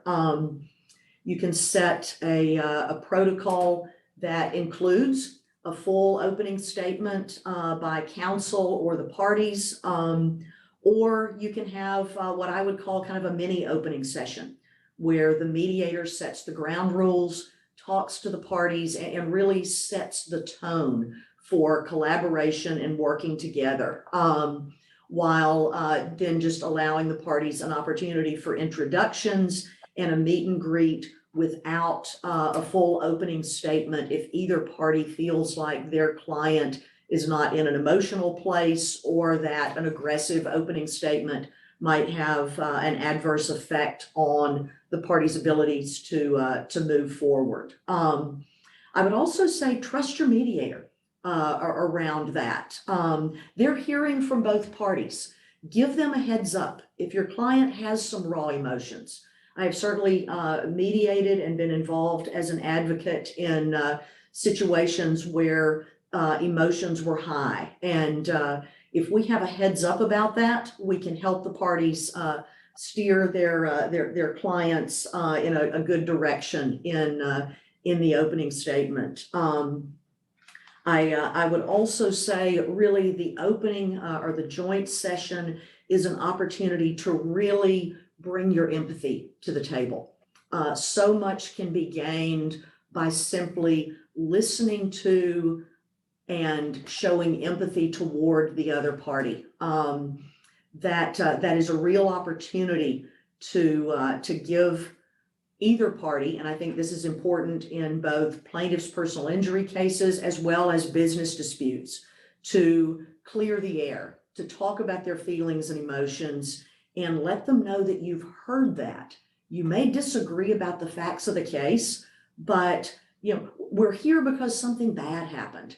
And we acknowledge that, and it is an opportunity, if in appropriate settings, to offer an apology. It's really simple as counsel to say, I'm sorry about what happened to you. We may disagree about the facts and the law and what that means at the end of the day in trial, but what you've been through is important, and we acknowledge that. There is so much to be gained in setting the tone of a mediation in the opening session, and doing that together where everybody is starting off on the same foot with creating an atmosphere of collaboration. So I think that's kind of the biggest thing to be gained. And if you gauge the statements you make, the tone you use, and take that opportunity to let the other party know that we're all here for the same purpose. We want to try to find a resolution that is beneficial to everyone. I think that can really allow you to get off on the right foot and use those other tools that Hal talked about in caucus to really roll up your sleeves and do the hard work of putting together proposals that can work for all parties. So I hope that gives everyone some ideas for your next mediation of how to get off to a good start and maximize your opportunities in caucuses. And I think that my time is up, and it's time to turn it over to Sasan for the next speakers. Leanne, I'll really appreciate your great perspective and sharing that with us. I know we could have had another hour and listen to you guys and learn more. So appreciate you guys making it a quick summary. Now, Jennifer, floor is all yours. Please go ahead.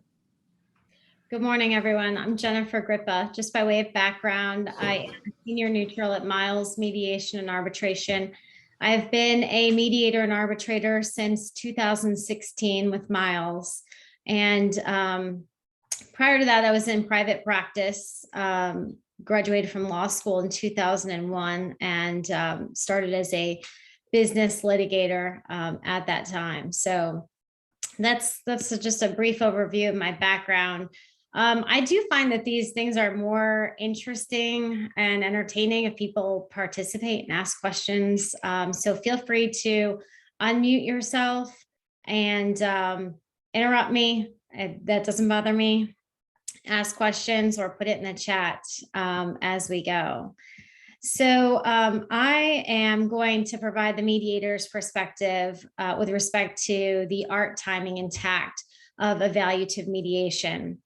And then Steve, in 20 minutes, will give you the litigator's perspective of the same thing. But I think one of the first issues is really what is evaluative mediation and kind of unpacking that, because it means different things to different people.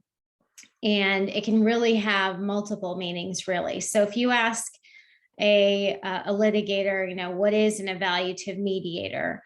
You might hear, well, it's a mediator that's going to predict the outcome of the case, that's going to tell you their opinion on how your case is going to turn out.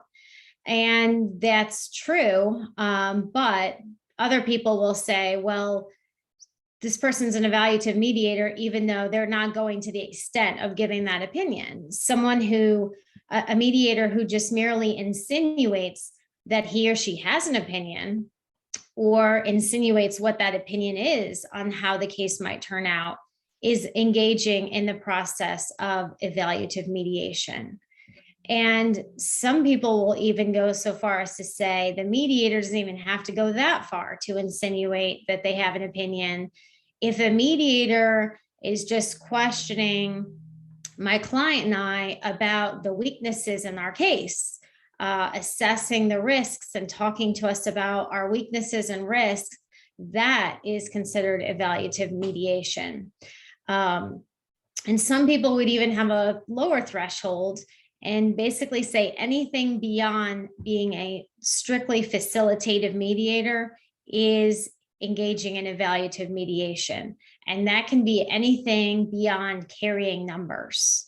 It may be offering solutions, coming up with ideas, being creative on coming up with a solution that may work or that somebody hasn't thought of. It may be participating in bracketing, and as Hal said, you know, suggesting what should my next offer be, or you know, where should I go with this next bracket, or do you have an idea on what kind of bracket to propose?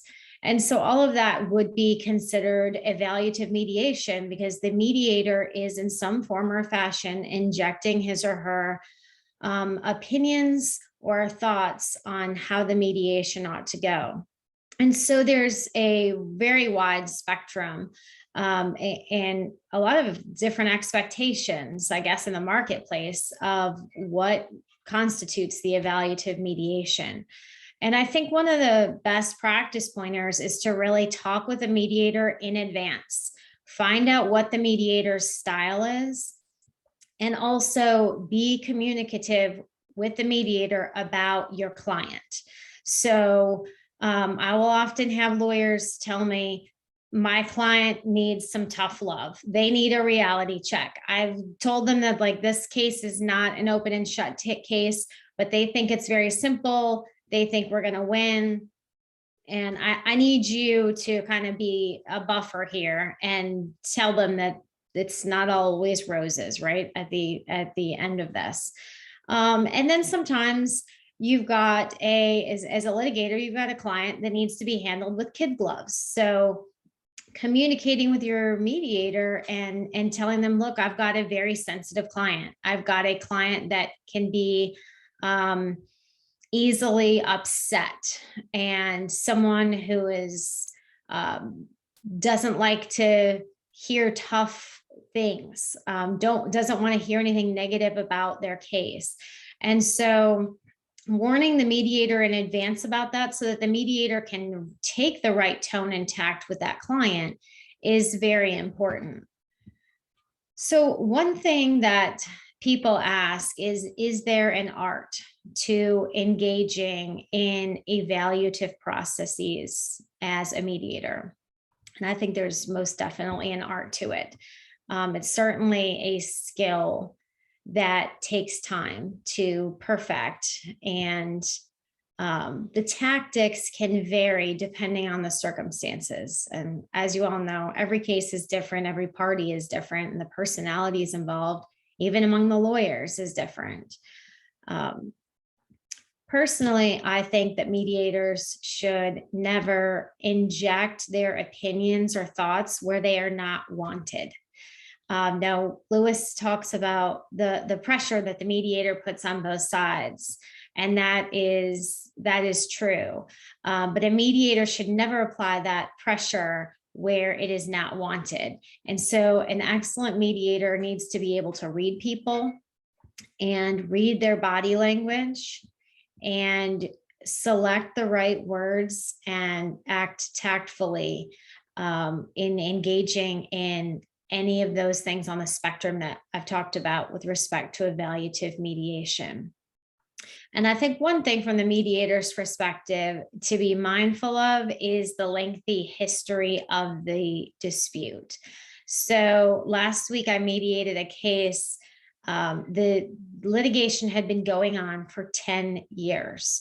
It had gone up to the Court of Appeals, had remanded, was back on for another trial. There were 2 bankruptcy cases in the interim during that time that, of course, stayed the case, and those were ultimately dismissed, and litigation continued. And then a second bankruptcy ensued, which sometime later was dismissed. But at any rate, in that mediation, there's 10 years of history of these parties. And, I'm just coming into this and dealing with it for one day. But it's important for me, as from the mediator's perspective, to be cognizant of that and to give the parties the space to really get out what they need to say and feel that they're understood, because they have been living it for a long period of time. I will say also that the timing of the evaluative mediation process is important. So when do you start doing that? And it's different for every case, but I think always the first step is building rapport with the party and with the attorney. And so there has to be that trust, and being able to share those confidences, like Leanne talked about, with the mediator, to get the parties to really open up, and know that the mediator is trustworthy, really, and is credible. And then secondly, once the mediator has established that, I think also what's important is for the mediator to establish the specific understanding or expertise in that particular area of law. So for example, I do a lot of construction cases, and sometimes in construction, well, oftentimes it's a very specific issues. And so if the mediator has a good knowledge of that, understands the codes, understands the issues, and can articulate that back to the party, then the party feels like, okay, the mediator really gets this issue, understands where I'm coming from. And more importantly, they know that when the mediator's in the other room, she is articulating it in such a way that their point is being made. And really building that credibility with the client is important. And so after that trust and respect are established, after that credibility is built, then the parties are more receptive to the evaluative process. And the mediator, I feel like, can at that point introduce 1 or 2 techniques in the evaluative process to really see where things can go. Of course, using the right tone is very important. So a mediator, if they're not careful, can easily destroy the rapport that's been built with the parties and with the attorney very quickly, if they are not taking the right tone with respect to the client. Obviously, it's very important to be mindful of the stress and emotion that the litigants are experiencing, not just with the litigation itself, but sitting there in the mediation, rehashing the facts, rehashing what has led to this dispute and where they are right now. And that in and of itself, just going through these issues and the evidence and all of that again, can be very emotional, can make people angry or frustrated. And also the fact that they're sitting there negotiating with their adversary. That in and of itself, it can also lead to certain stressors in the mediation process. So it's even more important to watch the tone that you're taking when you're engaging in the evaluative process with the parties and with the attorneys. And also a big component of the mediation is the discussion of the law, not just the facts. And so there's frustrations with the parties oftentimes because of the lack of understanding of the law and sometimes what the lawyers are arguing about in the mediation. I just had one the other day where they were debating whether certain evidence was going to be excluded on a motion in limine. And one lawyer says, that's never coming in. I'm filing a motion on it. And the other one says, the motion deadline's already passed. They missed the motion deadline. Like the trial is November 7th. This is happening. They are not going to get that excluded. And then the lawyer is, learning about this, and the client's like, wait, what is a motion in limine? What does this mean for me? And there can be a lot of frustrations about that. And really taking the right tone in that situation is important, especially if there's missed deadlines, obviously, which I would normally find a reason to take the attorney out and talk with them outside the purview of their client, to just make them aware of what the other side's position is on that. But certainly adapting the tone and the temperament is important, even based on the sophistication of the client.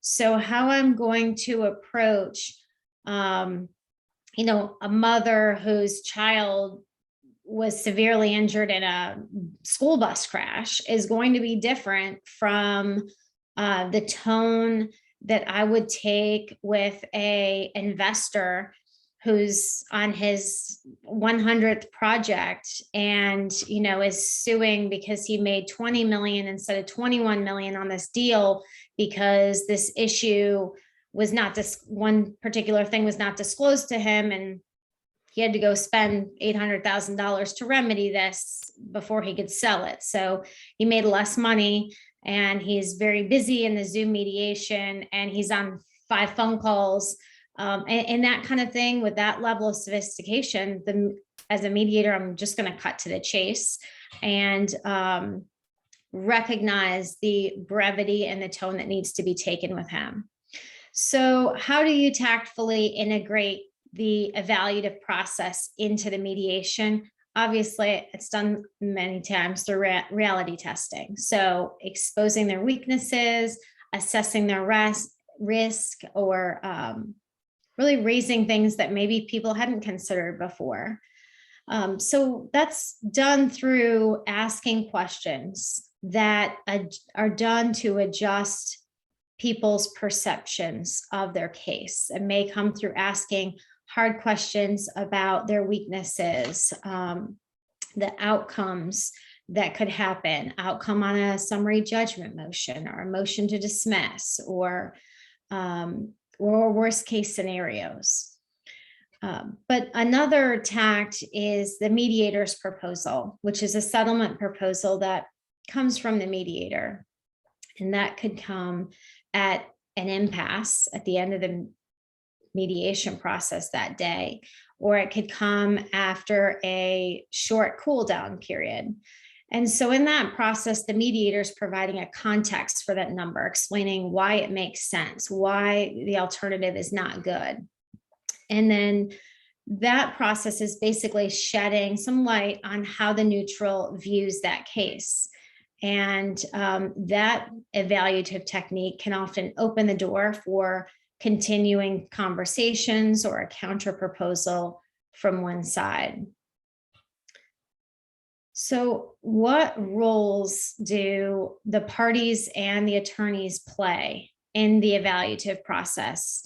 They play an important role, I would say. I think that the first role is to know that your mediator is assessing the situation repeatedly. So the mediator is getting the background facts, the applicable case law, constantly doing an assessment of the risk, of the leverage points, the witnesses, the discovery issues, the evidentiary issues, and processing those and figuring out how those details are significant to a path to resolution. The second thing is that the parties and attorneys can come prepared to prove and explain their claims and defenses and damages. I know Lewis talked about preparing for the mediation. And I know lawyers know to do it, but many times they do not come to mediation with the proof, with their damages outlined. And so not only is it's not just for your benefit and your client's benefit to have that, but to arm the mediator to go into the adversary's room. That's where it's really going to benefit you, when the mediator has all of that information and they're armed to go into the opposite side's room and articulate those arguments and that proof to the other side. That is where things become, the process, the evaluative process becomes more efficient and much more productive and more valuable for you and for your client. And I would say the third suggestion is with respect to the attorney's role, is to communicate with the mediator. Do it beforehand if you can, do it during the mediation. I have had lawyers text me during the mediation. I've had times where it's been by Zoom, that we pause it and they're on the phone with me.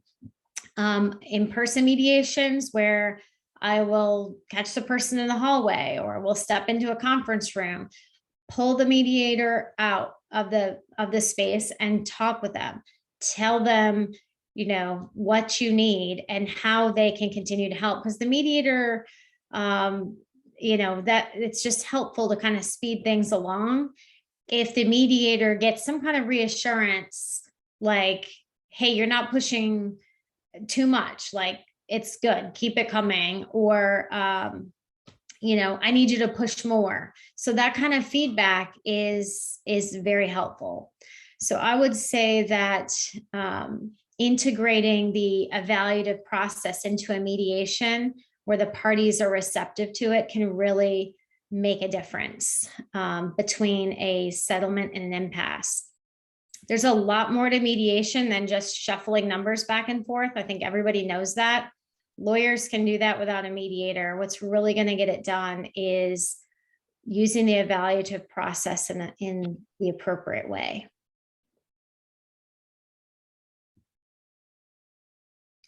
I do see a question here. I know I have like 10 seconds.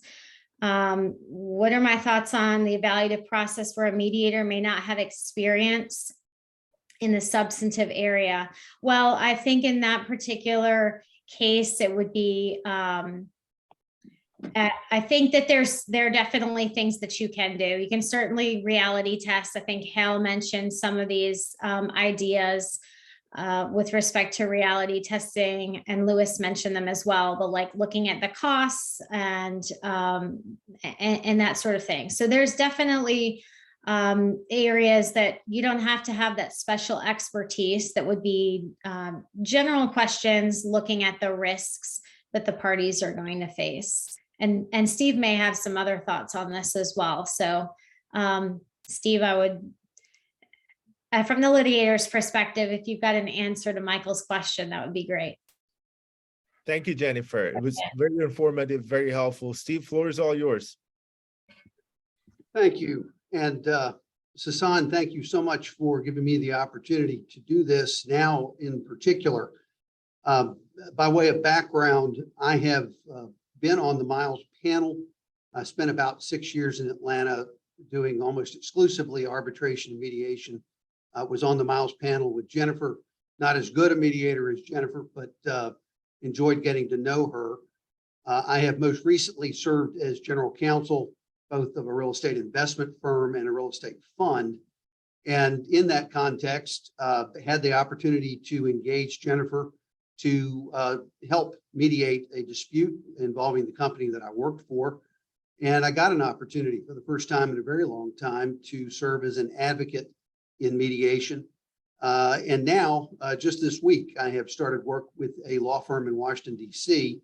And so I'm back into private practice and happily will have the opportunity to serve as an advocate in mediation on a regular basis.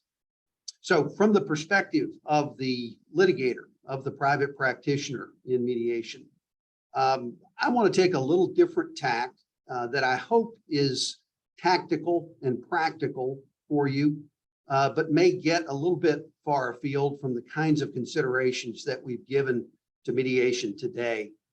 Back when I started in ADR practice in the early 90s, everything was so new that ADR was truly alternative. It was so new that the words mediation and arbitration often got mixed up. They got mixed up in the verbiage used by courts and judges occasionally. Today, mediation in particular is so ubiquitous, and that's a positive thing in many ways, but it's so ubiquitous that a lot of the alternative to alternative dispute resolution has seemed to sort of go away. It has become so routine. It's become just another part of the disputing process that we've lost the thread, I think, of the alternative feature of alternative dispute resolution, and particularly the alternative features of mediation. What I want to do now is to offer some suggestions of a way to use the art and the tactics of mediation from the litigation perspective, of the mediation advocate's perspective, maybe to try and recapture some of the alternative character of mediation for the benefit of courts, for the benefit of clients. First of all,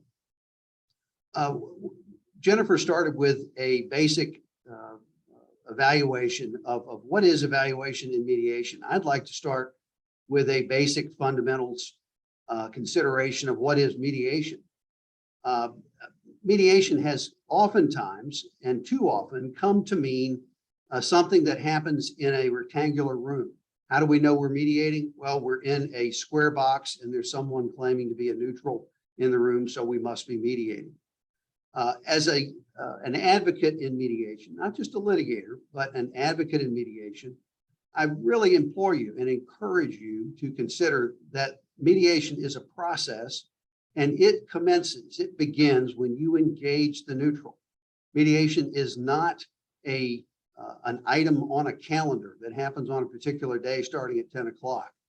A mediation is a process that begins when you engage the neutral, and I strongly encourage you as a mediation advocate to consider that and to help your client understand that the mediation is not something that happens next Thursday at 10 o'clock. It is happening. We've engaged a neutral, and there are all kinds of ways in advance of a mediation conference, sometimes in lieu of a mediation conference, that we can make use of this neutral as a resource to help us achieve certain things that we might want to achieve. Second, with regard to the alternativeness of mediation, try as best you can to help yourself and help your client look upon mediation as not just a process of settling a case, settling a dispute. It is good for that process, but it is good for so much more. And those are things that get missed. So don't limit yourself at the outset, and don't limit your client's perspective at the outset by setting a metric of success that this process will have worked or this process will have succeeded only if we settle the case. There's too much at stake, and there are too many more things that a neutral resource can be brought to bear to gain for you and your client. Next, as a mediation advocate, and I use that term Because if the only thing you're going to bring to your client's assistance in the context of a mediation process is your litigator's cap, you are going to short the process. You are going to make the neutral you're working with less effective. And you're going to keep your client from realizing everything they can in the mediation process. Take off your litigator's cap and put on a mediation advocate cap. One of the first things that you ought to recognize when you put on that cap is that you, as the litigator, you as the lawyer for the party in the dispute, have skin in the game. Too many advocates come into mediation acting as if they are completely aligned with their client, that they themselves are neutral, that they themselves, like the mediator, don't have any skin in the game. It's just not the case. Whether you're a plaintiff's lawyer and you have a contingency fee that's at stake, whether you're a defense lawyer or other kind of lawyer who is there appearing by the hour, and you've charged your client hundreds of thousands of dollars and written hundreds of pages of reports over 2 and 3 years, you've got skin in the game. You're interested, whether you realize it or not, and have a bias in the direction of the reporting you've given your client. And I've seen all too frequently advocates in mediation turn the whole process into an echo chamber that is aimed in the direction of trying to convince the client that what they've been telling them all along for hundreds of thousands of dollars is true. You've got skin in the game. And one of the things that I think is important, if you can acknowledge you have skin in the game, is to let the neutral be the neutral. Acknowledge both to your client and to the mediator that you have been reporting for some time, that you have been so close to this that you need a third set of eyes. You need someone else to help you look at this. One feature of this that finds expression most frequently when general counsel, in my experience, are involved in the mediation process is that the general counsel not only acknowledges occasionally, but even when they don't acknowledge it, needs to have private access to the neutral, needs to have private access to the mediator. Don't get in the way of that if you're the lawyer for the company. Don't get in the way of that. Acknowledge that your client needs a fresh set of eyes too, and that you may not be a part of every conversation that is useful for the mediator to have, that's useful for your client to have in the context of mediation. I'm not saying that the bias that you have as the advocate is going to keep you from necessarily being effective at all. I'm saying that if you don't recognize that bias and operate with an understanding of it, you're going to be far less effective. And I've seen situations where the whole process was compromised by the failure of the advocate in mediation to recognize that they have skin in the game. Let me talk a little bit about dispositive motions. One of the things in regard to timing that has come to corrupt the mediation process on occasion, maybe quite frequently, is the sense that it's not only just a routine part now, it's not alternative, it's just a part of the litigation and dispute landscape, that the part that mediation plays comes at the very end. Oh, we're 12 days away from trial, it must be time to mediate. Oh, we're getting ready to work on a trial schedule with the court, it must be time to mediate. Try as best you can early on in your representation of a client in a dispute to help them to understand that the use of a neutral and the use of a mediation process is a resource. It's every bit as much a resource as your ability to take depositions or issue subpoenas or do any number of other things. It's a resource that is available and needs to be brought to bear tactically, not just passively. Oh, look at the time. It's almost time to try the case. I guess we should mediate. No, acknowledge right up front, maybe in your first several conferences with your client, that this is a resource that you are aware of, that you're an expert in, and that you know about and know how to utilize. Help your client understand on the front end how you might utilize the mediation process and not just to settle the case on the courthouse steps. Here are some ideas in that regard. Dispositive motions. There are cases of all kinds that at the appropriate time when a record has been developed in discovery, sometimes when a record even hasn't been very well developed in discovery, it becomes important from a tactical standpoint for an issue to be framed, a legal issue to be framed for disposition by the court for one of two things, either to end the case or to narrow the scope of the case that'll be tried and presented to a jury or to other finder of fact. Keep in mind that it may be very important for you to think well in advance about your dispositive motions practice and how that relates to the possibility of utilizing a neutral, utilizing a mediation resource. It could very well be the case that in this particular dispute, you don't want to file that motion before you mediate.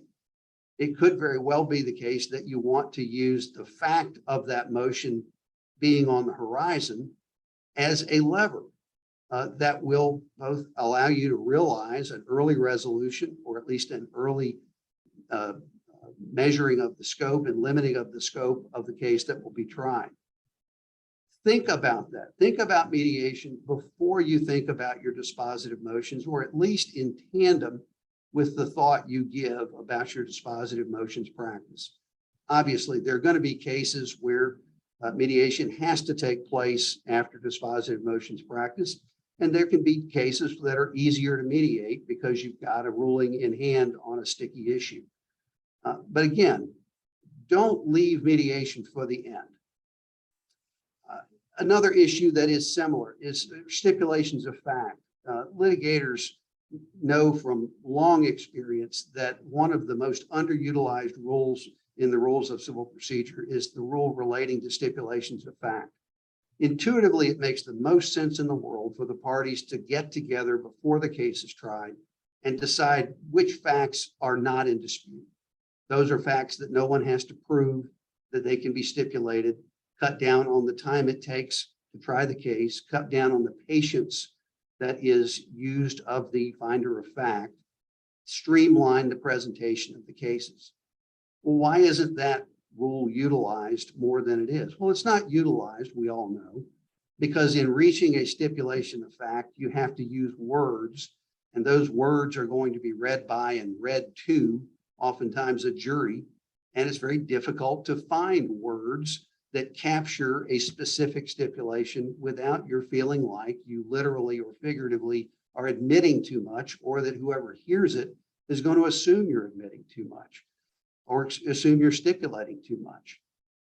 Use mediation and consider tactically using mediation as an opportunity to get a neutral to assist you in identifying and coming to terms about stipulations of fact.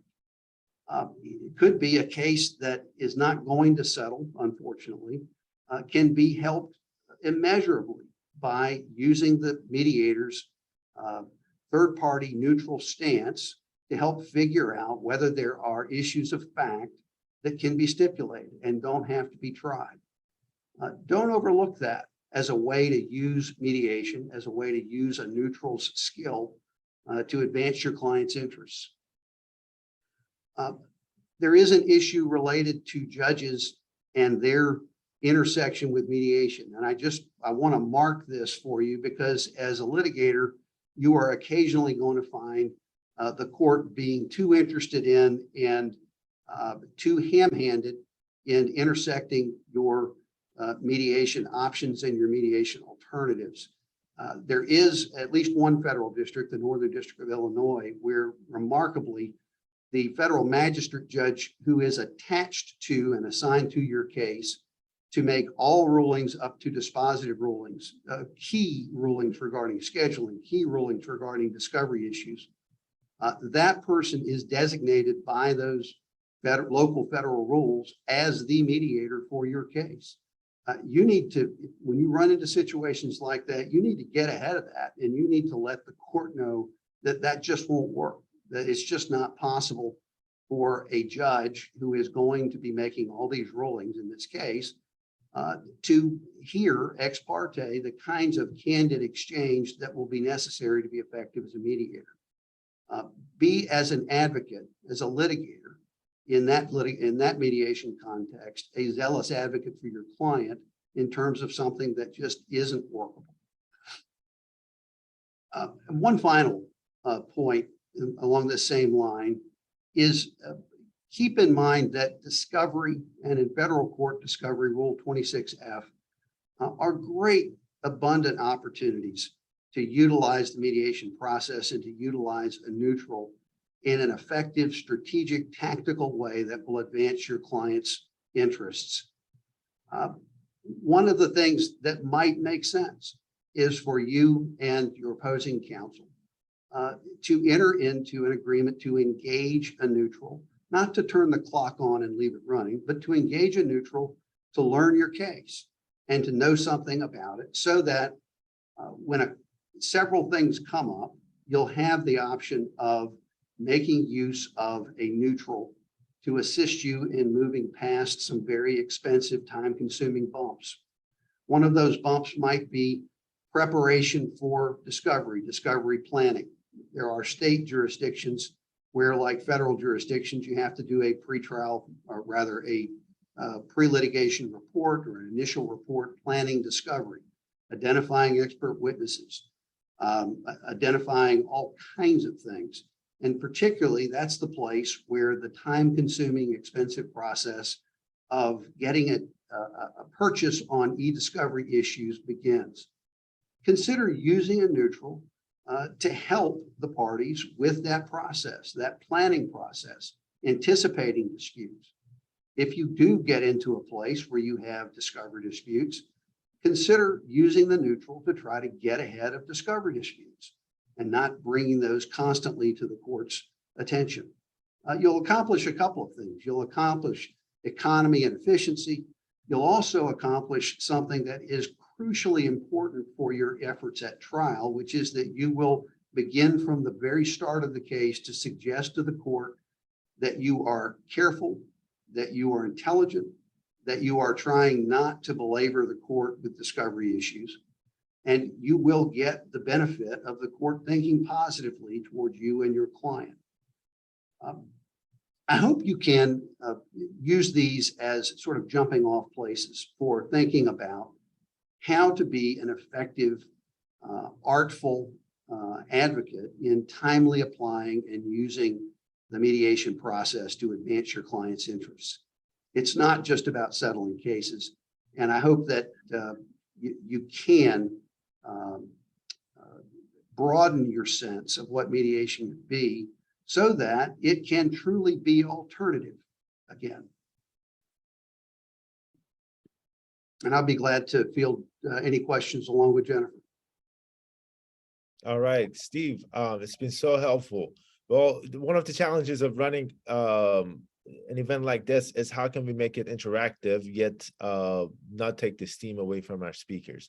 So please feel free to write in the chat. The PM sessions are going to be more interactive, and we want to hear from our audience. We want to hear your perspective, your thoughts as practitioners, so that we can discuss competing views and competing perspectives.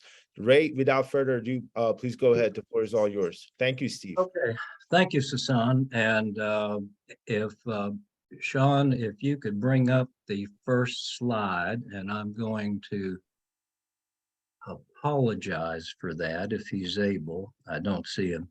Sean Moman was going to help me with some PowerPoint slides that I was going to apologize for if they come up, because my topic is mediation ethics, and that can often be a very dry topic. I know that from being a program chair in the past to and having to invite people to speak on, excuse me, the topic of mediation ethics. I always hated to ask someone to do that, but you'll see the paper that I have submitted that's in the materials that you'll be getting is entitled Mediation Ethics. You mean I have to think about that stuff for mediation too? And the answer really is yes. And I'll be going through some of the things that relate to that. And this is going to be, well, there we go. We can, that comes from a paper that I wrote and that's attached. And what I'm going to be doing is talking about a Reader's Digest condensed version of a 1-hour presentation. And that's the reason I thought that PowerPoints might be helpful. Sean, could you go ahead and move to the next one? And if they take too much of the screen up, we'll go through them in a different way. Okay, well, let me try this and maybe this will be helpful. If not, I'm going to stop using the PowerPoints. One of the things that we deal with in mediation ethics is what do attorneys have to do? And one of the most fundamental is to advise their clients about ADR. One of them, pardon me, one of them deals with availability. And there are some specific things that deal with that. And Sean, could you just go ahead and take that PowerPoint down and we'll be on video. Okay, thank you. The State Bar of Georgia and the Commission for Professionalism set some aspirational standards for professional conduct. And one of them you're probably all familiar, those of you who are attorneys, of course, would be familiar with is the lawyer's creed. And in that it says an attorney will seek reconciliation and aspire to make dispute resolution processes available all. Also says that attorneys will counsel clients about the forms of dispute resolution. The Supreme Court of Georgia entered the picture on that too by amending an ethical consideration, and I'll read it. It's ethical consideration 7.5, which states a lawyer as advisor has a duty to advise the client as to various forms of dispute resolution. When a matter is likely to involve litigation, a lawyer has a duty to inform the client of forms of dispute resolution, which might constitute reasonable alternatives to litigation. When I first started to deal with this topic of ethics on litigation, when I read that, I wondered what question it might raise, because most of us might think that the duties relating to this and the advising is for those of us who do litigation. But you note that what I just read just says a lawyer. So perhaps any lawyer business lawyer, non-litigator who's in a dispute might, under that ethical obligation, need to advise their client right away. But I don't know that that's ever really come up.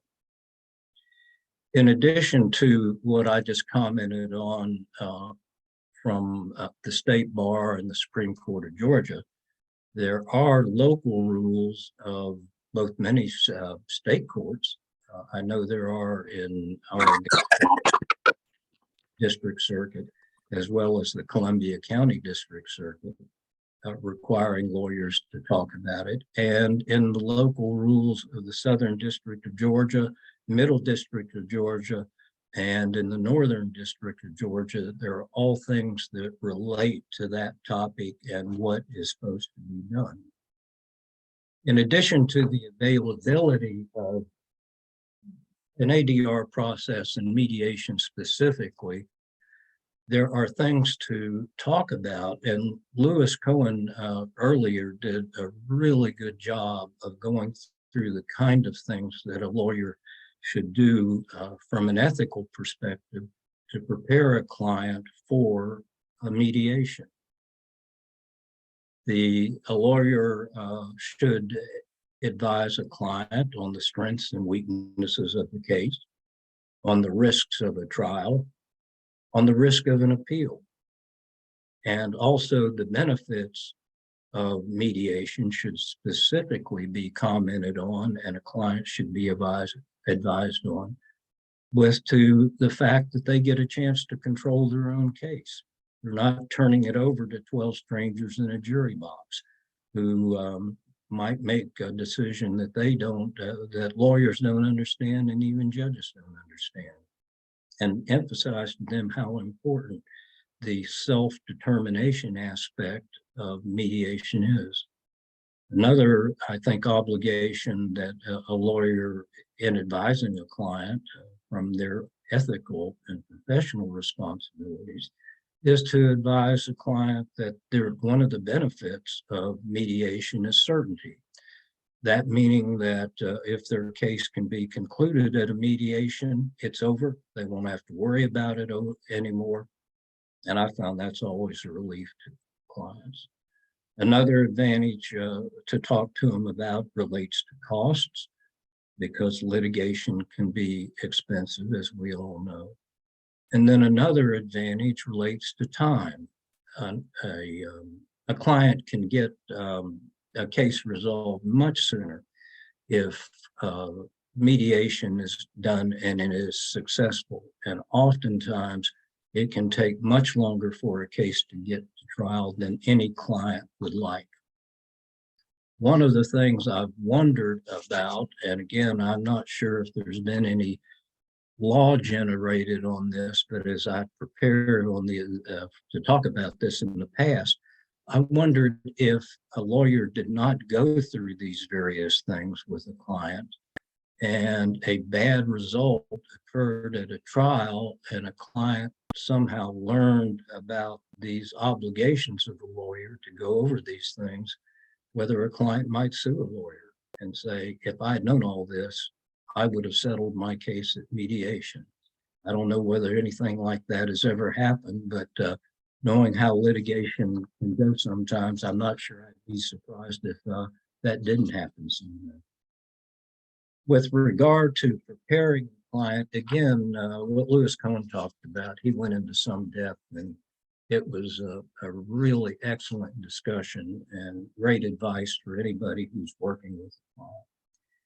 And as a summary, just for me on ethical obligations to assure competent representation, the lawyer should talk about what mediation is and how it works beyond its benefits, what to do and not to do at a mediation, what to say and what not to say, and appearance, I mean personal appearance. And that can relate to anything from style of dress to excess jewelry, things that might have an impact, negative impact on the other side as you present your case. An example of an appearance issue that I recently experienced as a mediator, and I hope it's the last time I do. It was a serious business dispute, and one of the folks involved came in, one of the parties came in wearing a golf shirt. And when I went to a private caucus with the other side, they said, "Did you see that guy's golf shirt?" And I said, "No, I didn't really pay any attention to it." Well, when you go into caucus with him, take a look at it. And I did. And his golf shirt had small images all over it of sexual acts. And that was really, that client did not make a very good impression on anybody. So if I'd represented that client, I would have asked for a brief delay, saying he had an emergency telephone call, and asked him to go buy a shirt at the nearest place he could. We all know that in mediation, attorneys have a duty of good faith. In courts, when they issue orders on mediation that require either a standing order or a specific order, they all will state that the parties are to come in good faith. Part of that may mean, well, does mean not to use a mediation for discovery.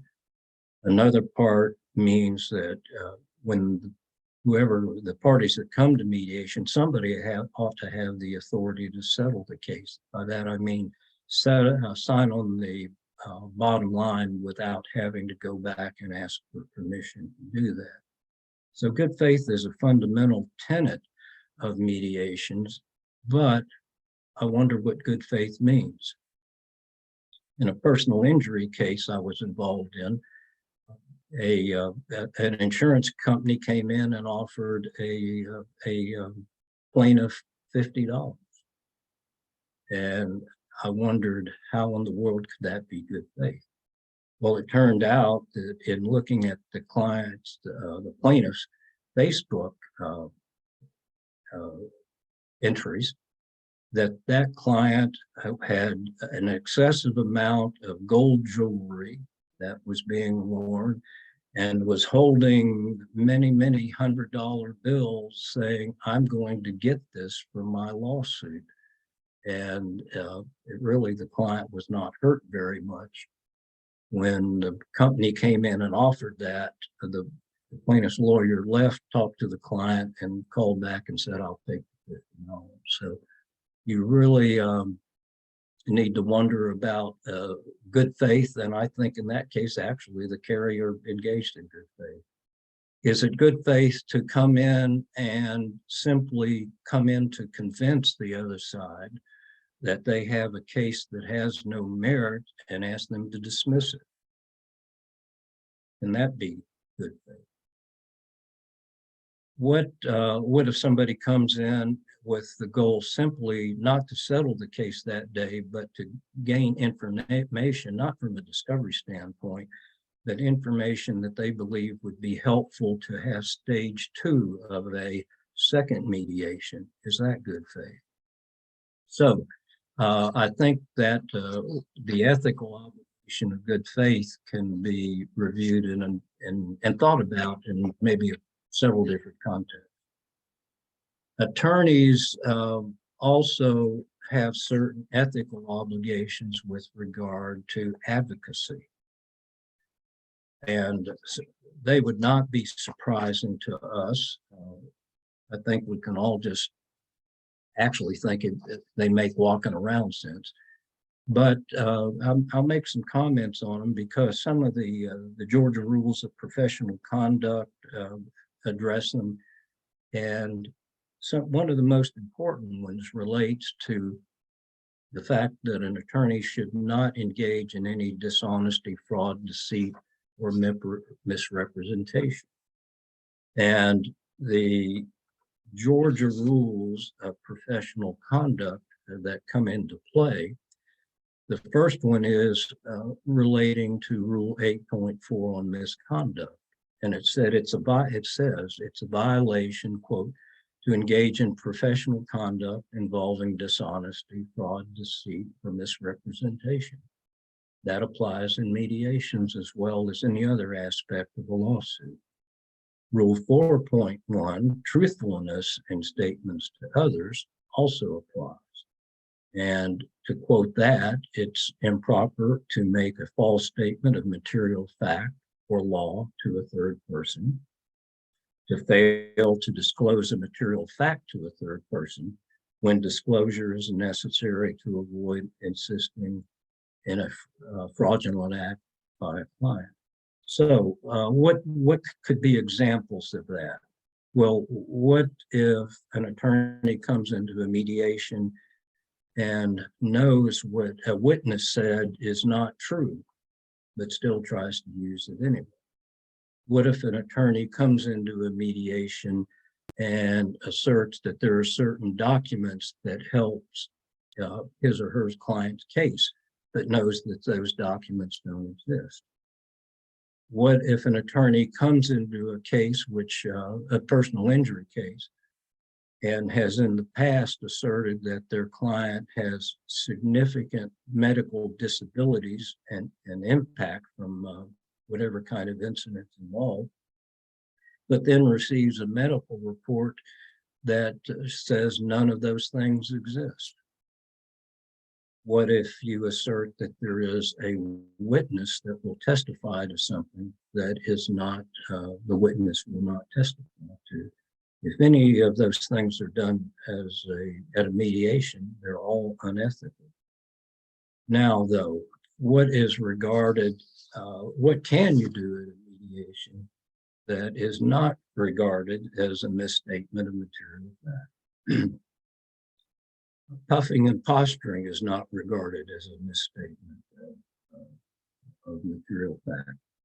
Comment 4.1 to the Georgia Rules of Professional Conduct provides that stating opinions of value of a claim are not regarded as material statements of fact, that they can be simply regarded as puffing or posturing and are permissible. The American Bar Association has a standing committee on ethics and professional responsibility opinion that statements of negotiating goals or willingness to compromise are not considered statements of false material fact. And it's also provided and recognized that consensual deception is something that is not uncommon in mediation. Duty of confidentiality, we all know about that. Attorneys are not to tell tell the judge about what happened, or tell anyone else about what happened, except that the case either settled or didn't settle. And I'm heard of cases where a motion for sanctions been filed where an attorney has actually told the judge in a subsequent settlement conference what occurred at a mediation. Another problem can be representation of multiple parties. If there's a limited amount of insurance, how does that get divided? If there's an aggregate offer made, how does that get divided? If there are divergent views on how a settlement should be accomplished, how does that occur?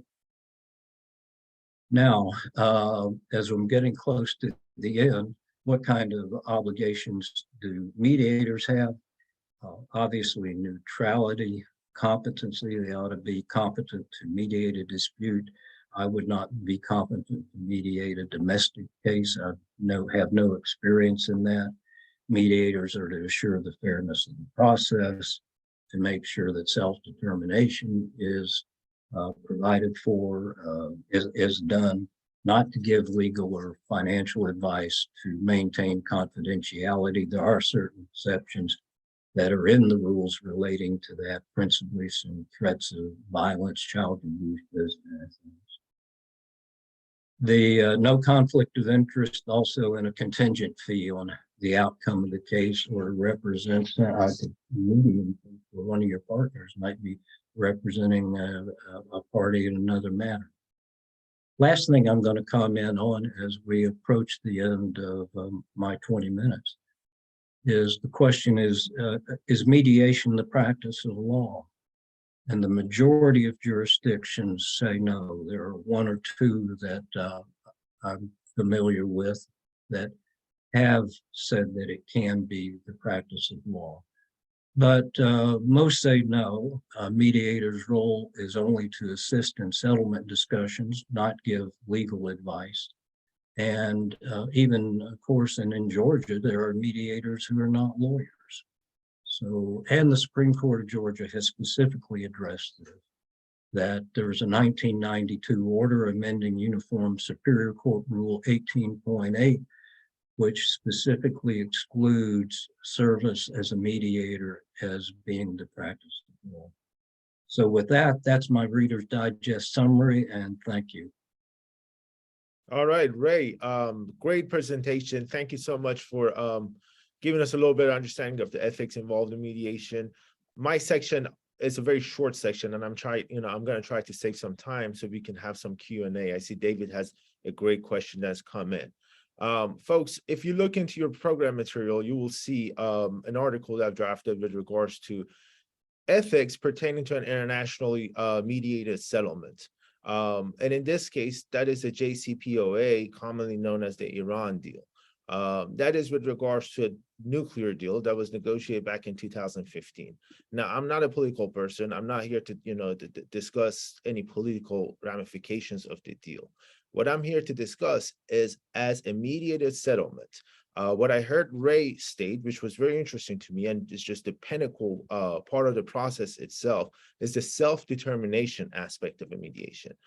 What I'm, questioning, what I'm, putting out there is, would it be reasonable, ethical for a mediated settlement to continue, despite what has become more and more increasingly clear, is the lack of the apparent authority or just authority, capacity to negotiate on behalf of their constituents for one of these sides in this mediated settlement, which is the Iran government, the Islamic Republic, the mullahs government. Now, I'm informed by my experiences of living in two countries as I speak this. So, just to put it in perspective for you, generally speaking, nothing really great comes out personally for people who, dare to speak certain things with regards to these kinds of matters. So, there's really no personal, let's say, pleasure that comes in. The only pleasure is the courage, the bravery that I've seen by, 14-year-old, 15-year-old, 16-year-old, Generation Z, especially young women that have really come out and shaken the core of fundamentalism and extremism. That has really given us the courage to really come out and just, really say it for what it is, because unfortunately there's some aspects of the society, especially within the Iranian American Voices, certain groups, and I won't name any of them, which really put out certain messages that are contradictory to what the community is putting out. Now, the information I share with you here is informed by having lived half of my life here in the United States, half of my life overseas in Iran. Now, what really comes down to a lot of these protests is freedom of expression. Generally speaking, the freedoms that are given in the First Amendment. Freedom, to be able to really to live free, just it started from a death by, freedom of expression, then, has continued to other freedoms that have been taken. One thing that is very clear from this protest is the authority. Again, I come back to the capacity of these negotiators. And I would use one example to just kind of, give you guys a little bit of a better understanding of what is going on, because it's, it may not be covered as much within the media. Now, there's a case of a student, a 16-year-old student. Her name was Asra Panahi. She was in the city of Ardabil, which is northwest of Iran. And they were forced as, kids in these schools, and they're nowadays forcing them to go certain places and chant, in support of the government. Well, what has actually happened is these kids go, but instead of supporting the government, they start, chanting the counter protest. And what is really, what happened in that one incident is they arrested about, 19 students. They beat this kid so bad that she died from internal bleedings. A hospital was 15 minutes away. Doctors are saying that, for someone to die of internal bleeding, she must have been at least losing 2 liters of blood, some significant portion of her blood, while she was only 15 minutes away from hospital. That takes hours. So, a lot of these things are just, the way they're happening, the minors, the human rights that are being, taken away. It's just really concerning for us. At this juncture, it's got to a place where the protesters that are, typically housed in certain prisons, they're now burning the prisons down. So these are, grave, serious concerns for our community, and it should be for yours as well. Ultimately, fundamentalism doesn't know any borders. Fundamentalism, extremism doesn't know any borders. What I'm here to advocate for is for you to join me, to join voices of the community that are advocating for immediate settlement to be done in such a way that is not behind closed doors, that is not subjected, millions of people to certain, human rights violations. Again, what you're, advocating for is not anything controversial. You're advocating for certain freedoms, certain universal rights to be respected, and for those 5+1 countries that are involved in that process to pull the plug on it, due to the fact that the process has become rigged. The rigged process is so obviously clear that at this juncture, moving on with the process itself only undermines the process and the integrity of democratic values all over the world. Again, I wanted to, be sure that we have some time left for Q&A. So I just wrap up my, presentation of that. I hope you would take some time to read what's in your program materials. If you feel a certain way about it, please reach out to me. Let's talk. And if you want to, join our forces and join our voices and lend your, your voice to us and, sign on any kind of similarly thought process, please, reach out to me. Again, it's been a great pleasure putting this program together. We have had great conversations. a question has come in. We have 5 minutes. And that was, I think, question for Ray, but if all our speakers want to come up, whoever wants to come up, if you're joining them, feel free to just, put your video up and answer this question if you would. Once a mediator provides a mediator proposal, is it appropriate for the mediator to continue as a neutral if one of the parties do not agree with the number? Ray, if you're still here, would you like to take a first stab at it? All right, I see I'm asked to start my video. I don't know if it's, I'm not sure. Could you repeat the question, because I was getting ready to start the video? I think I understand it, but ask it one more time. I'm sorry. Sure. So the question is from Mr. David Zacks, and the question is, once a mediator provides a mediator's proposal, is it appropriate for the mediator to continue as a neutral if one of the parties does not agree with the number? Well, I guess it depends at what point that decision occurs. Is that just a temporary decision on the party or not? And I think the answer is yes, in the sense of follow-up assistance after parties have a chance to think about it, and call the lawyer for the party who didn't agree and see if there's anything that you can do to continue to help, perhaps help that lawyer with explaining to his client why that number might be appropriate if the lawyer believes it is. All right, well, thank you. David, if you have a follow-up on that, feel free to turn on your camera and microphone and ask your follow-up questions. If there are any other questions, and I see your comment, Jenna and Jobena, thank you so much for tuning in today. So, and Michael, you as well. So if there are any other questions, happy to, to give you the floor so that you can get your answers to your questions. If not, out of respect to your time, we can take a short break, come back around 12, and begin the second part of the program, the interactive panels that we have. Anyone last question? Looks like we don't have any. Well, thank you all for coming in. Thank you for our speakers. Please remotely give them a round of applause. It's been a pleasure hosting you all today. Please come back at noon. We'll begin our program at noon with regards to the panels that are going on the afternoon. Thank you again. Appreciate you all joining. Okay, here I am too. I know you're a little bit ahead. I just want to say hello. I saw Stacy, Ray. I hadn't seen you today, Sean. Good seeing you all. Still got a minute, so please take your time. Good, thank you. I've listened to most of the presentations. What you said was very powerful. Thank you, Ray. Appreciate that. I had a feeling you would find it that way.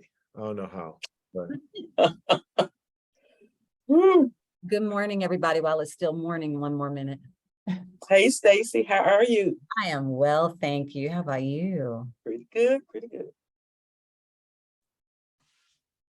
all right, folks, I'm going to turn off my video. Sean, you take it from here. Hey, All right, Sean. thank you.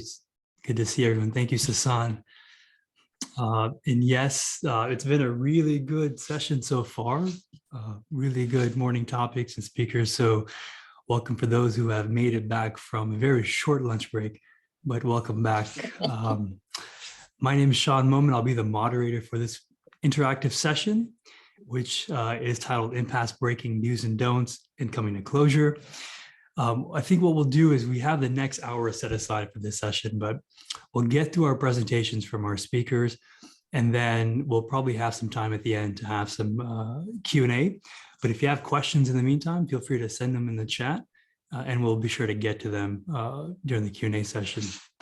But I do want to take a few minutes to introduce our three fantastic speakers, Stacey Williams, Ray Chadwick, and Ray Rawls. And I do have the distinguished pleasure to be speaking to two Rays, so we'll have to manage that very carefully. So I'll just refer to Ray Chadwick as Ray Chadwick and Ray Rawls as Ray Rawls. So bear with us as we do that. But I do want to start with Stacey. Stacey, we all know Stacey. She's an attorney, arbitrator, mediator, professor, and trainer, and I'm sure among other things. She currently serves as the Deputy Attorney General for the Tobacco Enforcement Unit in the Tax Division for the Office of the Nevada Attorney General. She's also an adjunct professor of ADR and mediation at the University of Georgia Law School and John Marshall Law School. She's also a visiting professor at Morehouse College, and she's a founding partner of ADR Atlanta. She's admitted to the practice of law before Georgia State Superior and Supreme Court, the Northern District of Georgia, as well as United States Supreme Court, and is also an admitted member of the Nevada Bar. And we'd like to welcome back Ray Chadwick as well. I know you didn't go over a little bio for yourself, but let's take a few minutes to introduce you. Of course, with more than 30 years of litigation experience, Ray Chadwick provides ADR services, including mediation, arbitration, special master services in Georgia, as well as the adjacent states. He is a registered neutral with the Georgia Office of Dispute Resolution for both mediations and arbitration. He's also a member of the National Academy of Distinguished Neutrals and Georgia Academy of Mediators. He's also the past chair and member of the Executive Committee of the Dispute Resolution Section. He is also a past member of the Supreme Court of Georgia's Committee on Dispute Resolution. And finally, we have Ray Rawls, who currently serves as the Senior Public Service Faculty at the Fanning Institute for Leadership Development at the University of Georgia, where her focus is on mediation and other ADR processes, as well as reflective, structured dialogue. She is an attorney and a member of the Georgia Bar. She's also has mediated and arbitrated thousands of cases in government institutions, court systems, corporations, and with private parties. In 2018, she received the Chief Justice Harold G. Clark Award in recognition of her contributions to the field of ADR in Georgia. She's also a senior associate with Essential Partners, an organization that's located in Massachusetts, whose mission is to guide, train, and inspire individuals, organizations, and communities to constructively address conflicts relating to values and worldviews. Now, again, during the session, we're going to explore what an impasse is, why it occurs, and what strategies can be incorporated to help you all overcome impasse. So, Stacy, I will start with you. Please share us your understanding of what impasse is and perhaps what it isn't. Okay, thank you so much. It's a pleasure to be here with everyone. Our session is titled Impasse Breaking Do's and Don'ts and Coming to Closure, but we really wanted to start this session on impasse by defining just what impasse is. And so if you look at the dictionary definition, impasse is defined as a situation in which no progress is possible. It's a term used when the parties to a mediation are not able to come to an agreement as a result of the mediation. And it's that point where the parties have reached sort of a deadlock and neither party is willing to negotiate further and there's no possibility of progress. Or sometimes it is the point where the mediator, as the guardian of the integrity of the mediation process, determines that termination of the mediation is necessary. And that could be for a myriad of reasons, maybe because a party or the parties are not bargaining in good faith. Maybe a party or the parties have lost capacity to bargain effectively for themselves, and that incapacitation cannot be redressed. Maybe there's a balance of power issue where the balance of power becomes so skewed in a mediation that a party is being coerced or is mediating under duress of some sort. Or when, as the guardian of the fairness of the mediation process, the mediator is faced with the difficult position of dealing with a proposed agreement that would be illegal or impossible to execute. Or maybe there's a party that has asked the mediator to keep pertinent information confidential, and the mediator is thereby placed in a position of keeping the confidence of one party, but at the expense of the self-determination of the other party. And so that's what impasse is. And now that you know what impasse is, let's discuss a few things that impasse is not. The first thing is impasse is not failure. The success or failure of a mediation does not rest on whether the dispute settles or impasses during the mediation. A mediation that results in an impasse is not a failed mediation.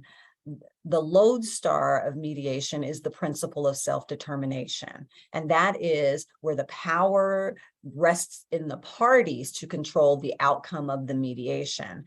That is the most critical principle underlying the mediation process. And that's why we as mediators give a full explanation of the mediation process. That would be in your opening statement or your mediator's monologue. It's why you check the capacity of the parties to participate in the mediation, and you check the authority of the parties to enter into an agreement that might result from the mediation itself. It's not the job of the mediator to make the parties settle by the end of the mediation. The mediator's job is to help the parties work towards resolution of the dispute. And the mediator is guardian of the mediation process, and they facilitate the communication between the parties in conflict with a focus towards helping them reach a voluntary resolution, but whether or not they actually do so rests solely with the parties. Whether the parties actually come to an agreement as a result of the mediation is in that party's discretion. The decision-making power, it doesn't rest with the mediator. It rests with the parties to the mediation. And a mediator who has given his or her or their parties a fair process covering the tenets of self-determination, of fairness, of impartiality, of confidentiality, and the mediator that has given a fair opportunity to the parties to explore every avenue for resolution, that mediator has conducted a successful mediation, whether those parties ultimately resolve their dispute at the close of the mediation or not. Impasse is also not a waste of time. Mediations can still be very helpful and offer value, even when the parties are not able to resolve the matter at the end of the mediation process. Parties oftentimes walk away from a mediation that results in impasse with very valuable information and insight. The mediation may have helped the parties to narrow the focus of the issues that are being contemplated in the mediation. It gives them sometimes an opportunity to test different settlement positions, maybe to clarify disparate valuations of the matter that's at hand. Sometimes it gives them an opportunity to preview the impact of trial strategy or fine-tune their trial presentation. And then other times it's a great opportunity for the parties to exchange some information. And then sometimes people just need to vent and they want an opportunity to be heard, and the mediation provides that platform for them. The other thing that mediation is not the end sometimes. A mediation resulting in an impasse can foster progress and actually be the catalyst to a future resolution. Just because the matter doesn't settle in the mediation doesn't mean that the matter cannot subsequently be resolved. I know that I and my fellow panelists and many of you have heard from parties to your mediations that they were able to settle the matter within weeks or even days of the mediation, and oftentimes under the same terms that were proposed for settlement during the mediation itself. The timing is everything. And sometimes parties have an opportunity to think a little bit longer and harder about the proposed resolutions after the mediation has ended. They have more time to think about what their true wants and needs are, or maybe perhaps the benefits of closure now as compared to some unknown outcome of the litigation process. Parties may simply need more time to process and weigh their own priorities and interests. Or maybe parties might need to expand the scope of their bargaining authority. Oftentimes a party that is representing a business or maybe counsel that has come to the mediation table, they've come there with limited settlement authority. And they need additional time outside of the mediation and sometimes after the mediation has resulted in an impasse to reach out to their superiors or their clients to discuss the benefits of expanding the scope of that authority to promote settlement. Or maybe parties just need to take a little bit of extra time to breathe. Mediations can be highly emotional, and those emotions can sometimes impede progress because parties want to be right, or they want their day in court to be deemed right. Or maybe they simply don't want the other party to win, in a sense. And sometimes after time has passed and calmer and cooler heads have prevailed, parties are able to reapproach the negotiation table with a renewed desire to resolve the matter. You know, there's, I like that phrase that you use, mediators are the guardian of the fairness of the process. I haven't heard that before. I think you're absolutely right. And look, as a mediator, you can employ every single tool that, you know, you have in your toolbox. But at the end of the day, as you rightly said, parties have that, you know, they have the agency, they've got that self-determination to come to a resolution. And that doesn't happen at times. And I think that's okay. So I'm glad that you've clarified what impasse is, but at the same time, what it isn't. You know, there's also some hope, and there are silver linings, of course, when you come to a mediation and it doesn't settle. But you know, maybe there are other successes in that particular case that occur after the fact. It could be a settlement after the fact. It could be some sort of repairing of the relationships. So there are so many silver linings, absolutely, in the mediation, even though there's an impasse. Ray Chadwick, let's bring you into the conversation. Let's talk about, I know Stacy touched on some of the reasons why impasse may occur, but you know, what are your perspectives of why impasse occurs and the factors that go into that? Before well, to set the stage, first of all, I'd like to make a comment about perhaps how you get to impasse. And in my experience, that what gets you to impasse are about 5 stages in the negotiation process, more often than not. Not always 5, but there are a number. And in my experience, stage 1 is where everybody comes in and knowingly presents an unrealistic position, unrealistic numbers, and that's to be expected. And if anybody experiencing that ignores what happened there. In the stage 2 aspect of the negotiation process, parties begin to send some signals both to the mediator and to the other side about what might work. And so it's a testing time period. In stage 3, clearer signals are starting to be sent. And there's a greater effort to shape the other folks' thoughts about what might be possible.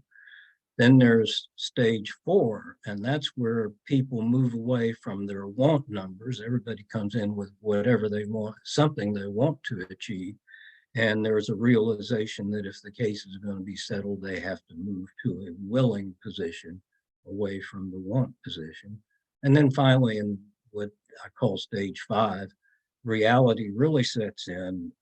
There's the final push, and the case is either going to settle or not settle and result in what we call an impasse. And at some point, I want to address the definition of impasse, but I'll do that a little bit later in the presentation. In my experience, as in I'm sure every mediator's, there are really a number of reasons for impasse. One is because of the lawyer. Second is because of the client. Third can be because of the type case. And then there can be sometimes the situation of a multi-party mediation, which does complicate things. For the lawyer, psychological barriers, and I know Ray Rawls is going to be talking about some of the psychology of mediation, so I won't go into that. Unrealistic expectations, true differences in how they evaluate the case. Failure, and this might be more often than for the less experienced lawyer, if it is a lawsuit that has the potential to go to trial, maybe not seeing bad things happen at trial, but that's where you don't consider the risks. You don't think about the uncertainties. You don't really evaluate the possible outcomes and how that can adversely affect the client. Another aspect is failure to explain things to a client, so the client doesn't really understand what's going to go on. Being needlessly confrontational. I think that's more common for the inexperienced lawyer, not treating it like a trial, but it is in a mediation, you come to make peace. In a trial, you go to make war. Sometimes it can be because there really is a desire not to settle that day, because they think they can set the stage for negotiations post-mediation that will result in a better deal for the client. In my experience, mainly unrealistic expectations, emotion, and not being properly prepared by their lawyer. And again, Louis Cohen in his earlier presentation went through really a terrific explanation on things that relate to that. On the type case, some are harder than others. The business divorce is particularly difficult. Each side thinks the other's trying to cheat them, has stolen something from them, whatever has been the cause of the dispute. Estate disputes where family members may not be on the best terms, and greed can be involved. And unfortunately, I was involved in a mediation just on Monday that involved both those things blended together. Another difficulty can arise where there's a catastrophic injuries or death, and that can be the catastrophic injuries can be particularly important when they happen to a child. It can be very, very difficult for the parents of that child to be able to make a decision that they think is that should be made as a matter of reality. The multi-party cases where each side either points the finger at each other on the defense side or on the plaintiff side, each plaintiff might want more money than the other, and how does that work out? And then just under the general category of substantial complexities. Sometimes cases are so complex that it's difficult to work through all those things at the mediation. So I think that's it for my initial comments, Sean. Thanks, Ray. There's so many elements that can come into sort of creating an impasse, and that's very helpful. I think it'd be good to dive a bit deeper. There's been so much research over the years about the psychology of settlement, the psychology of contracting, the psychology of negotiation. And so I think it would be good to bring Ray Rawls into the picture here, to the conversation, and dive a bit deeper into the psychology behind impasse. And I know you've done some great work in understanding the psychology and sort of the neuroscience of disputants. So can you enlighten us on how the brain can in fact influence an impasse? All right, thank you for that opportunity. This is one of my favorite topics in teaching mediation and dialogue. I'd like to start with the idea that the brain is wired to minimize threat, maximize reward. And I always think of those 50 movies with the robots, looking for good things and moving away from bad things. Threat, that's what we're talking about. And I like to frame mediation as oftentimes bringing people into a common space where they feel threatened. And we'll talk about a little bit about what could the threat be. Change from the head of a department to someone who is jobless, or someone who's no longer the head. Loss. I've got some people helping me decide how often I see my children. That's incredible loss. And so a lot is going on in the prefrontal cortex when we do our rational thinking. But there's a whole lot going on in that back of the brain, the amygdala, that's saying either fight, flee, fawn, or flight. Did I already say flight? I don't know. But when you're in that space, that FFF space, there are things that are going on with you that you just can't really control. The blood is redirected from the part of your brain that allows you to think rationally. That gives you great creativity and great insight. The amount of incredible ideas sometimes become very limited. And I like to say, everyone doesn't have these experiences, but a lot of impasse is a result of these experiences. A focus on the here and now. You're asking me to make decisions that will impact my life forever. And right now, I am not in the best place to think about that, even though that's why I'm here. So I think part of what mediators need to understand is that an important part of our role is to create a space where people can have a sense of hope. And that's kind of what I heard Stacy talking about, that things can get better if you can engage, because you do want people to move towards that reward where the blood goes back to the brain, where rational thinking goes on, where people feel creative, where they do incredible problem solving and find amazing insights that they would not otherwise. And the ability to not just think, oh, I feel so threatened, that because the brain does not initially distinguish between a threat to a social domain, which we'll talk about, a threat to your life. So I use the model created by David Rock, who is the editor-in-chief of the Journal of Neuro Leadership. And he has come up with a little neat way of thinking about it, and I have collected a whole bunch, but this one I like. So I'm going to talk about SCARF, and this material is in your handout. And SCARF relates to 5 social domains that, if threatened, they do feel like a threat to your life and physical safety. So for example, status, the idea that you feel important to people around you, that you matter, that you have value, that you get the recognition that you deserve. And when someone crosses that line and challenges your status, it can feel like someone is pointing a gun at you initially. If you're hale and hearty, you take 2 breaths and say, I know I'm mad, but I'm safe. Some people can't do that. And I would imagine people who have a limited ability to do that might oftentimes find themselves at impasse.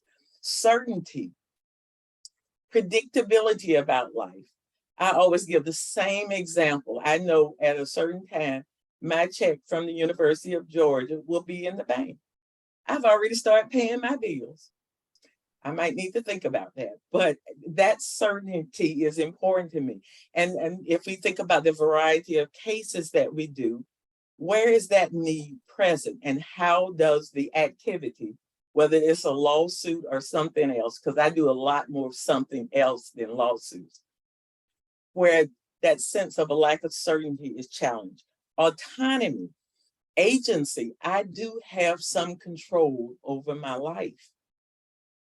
I was the story where a person, an employment dispute, the manager came into the mediation with a large board with, it looked like 1,000 stickies saying things like, Ray Chadwick spent 30 minutes at the water fountain. I'm just covering it. I went, no wonder this is crazy. No wonder there's a sense of threat. Can you imagine someone notating those kinds of things about you?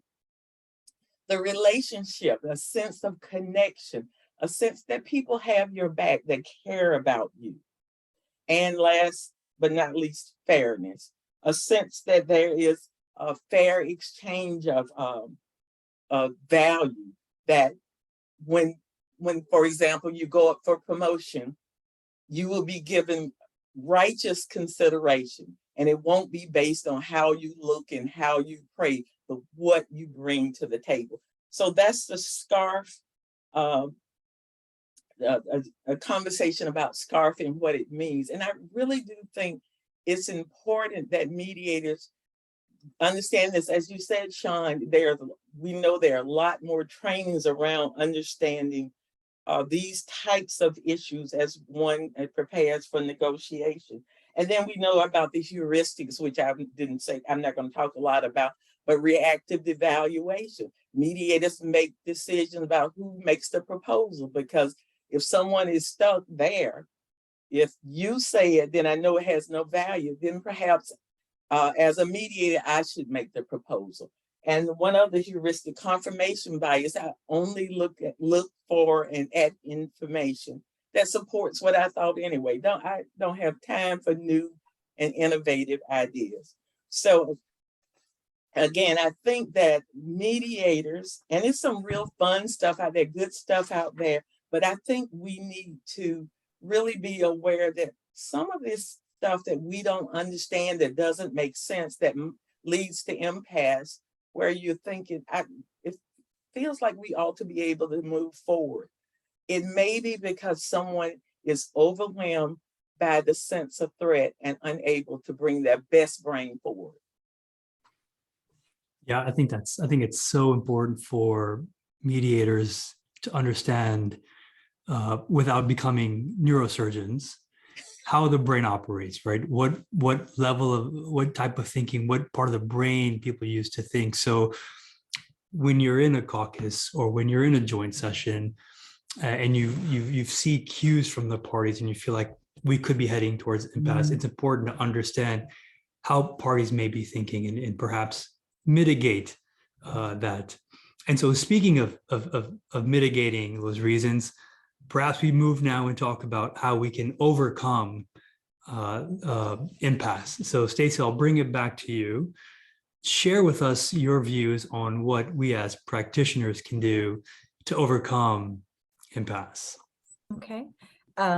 So sometimes, impasse is just is a stalling, of the parties to really want to do the work of working towards resolution. And so sometimes you have to kind of breathe new life into that. Some of the tools that we have at our disposal, the biggest tool, is caucus, right? Caucus is that big, I think of it like Batman's tool belt that he has, like you got a big C and you just throw that C out there. Maybe sometimes just separating the parties and having that opportunity to talk one-on-one, where the parties are able to really share with you their true wants and needs without the concern of that information, falling on the ears of their opposition. Sometimes they just really need an opportunity to think things through. And sometimes in that joint session, it's hard to do that because, as Ray said, the emotions are there and they're feeling, the need to want to take flight or to, want to protect themselves in some kind of way, because they feel as though, even though this is not a litigious place, that they're still facing an adversary. And so maybe sometimes separating them from that adversary gives you that opportunity. And caucus is a great break that you can take, but I mean, sometimes just taking a break, just having the opportunity to get up, stretch, leave the room, get some air, cool down, think in a space that's your own. Sometimes that can be very helpful in overcoming impasse. Mediators should be, throughout the course of the entire mediation, always setting themselves up to overcome barriers by always restating areas of progress. Every win needs to be celebrated in mediation. And so sometimes you can lean on prior progress that's been made in the mediation, because many times mediations don't just focus on one singular issue. There's multiple issues or sub-issues or things like that.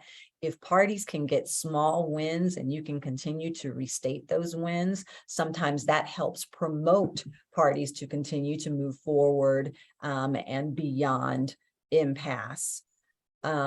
Another thing is trading concessions. You as the mediator have the ability to see all sides. And especially in using caucus, sometimes you can see everybody's cards. It's like if everybody was at a poker table and you could just walk behind them and look at everybody's cards, you had an opportunity to see all of those cards and you can kind of help them figure out the best way to approach matters, or maybe a party has an extreme interest that is very high priority for them, but is very low priority for their opposition. And conversely, their opposition has a very high priority item that is very low priority for the other person. Sometimes in their own conversations, the parties don't know that, but you as the mediator might be privy to that information. So maybe helping to encourage the parties to trade concessions might be a way to be able to overcome impasse. One that sometimes is hard for new mediators to grasp is this idea of trial balloons. Mediators are not supposed to resolve the matter for the party. So it is not for the mediator to inject their own ideas about how the party should go about resolving the matter. But a trial balloon is floating a generic idea that maybe promotes the parties to think more about resolution. So instead of saying, you know, well, you can make a payment plan on this day at this time and in this manner, you can say, is there a way that you might consider breaking this down into smaller parts? And so that's a generic idea that the parties can then kind of create and craft their own ideas so that it is truly their own agreement, but floating that trial balloon might be very helpful. The other thing is asking those interest-based questions to find out from the parties when they're very set on their positions. Why are they set on those positions? If their position is about a particular figure, what did they base that figure on, and make them walk through the math with you. Sometimes parties walking through their own math can see how maybe the proposal that they're making is maybe not the best one, or it can't be justified by the matter that is at hand. So helping them walk through that, or if they have a particular deadline set, asking them why that deadline is important. Maybe it's completely arbitrary and they've been holding fast and strong to that. And if it is arbitrary, maybe there's some movement that can be there. And so ask those questions to find out the information behind the proposals that the parties are resting so solidly on. And then the last one I often share is to be silent. It is not for the mediator to take control of the mediation and do all of the talking. Sometimes parties just need an opportunity to think. So be comfortable with silence.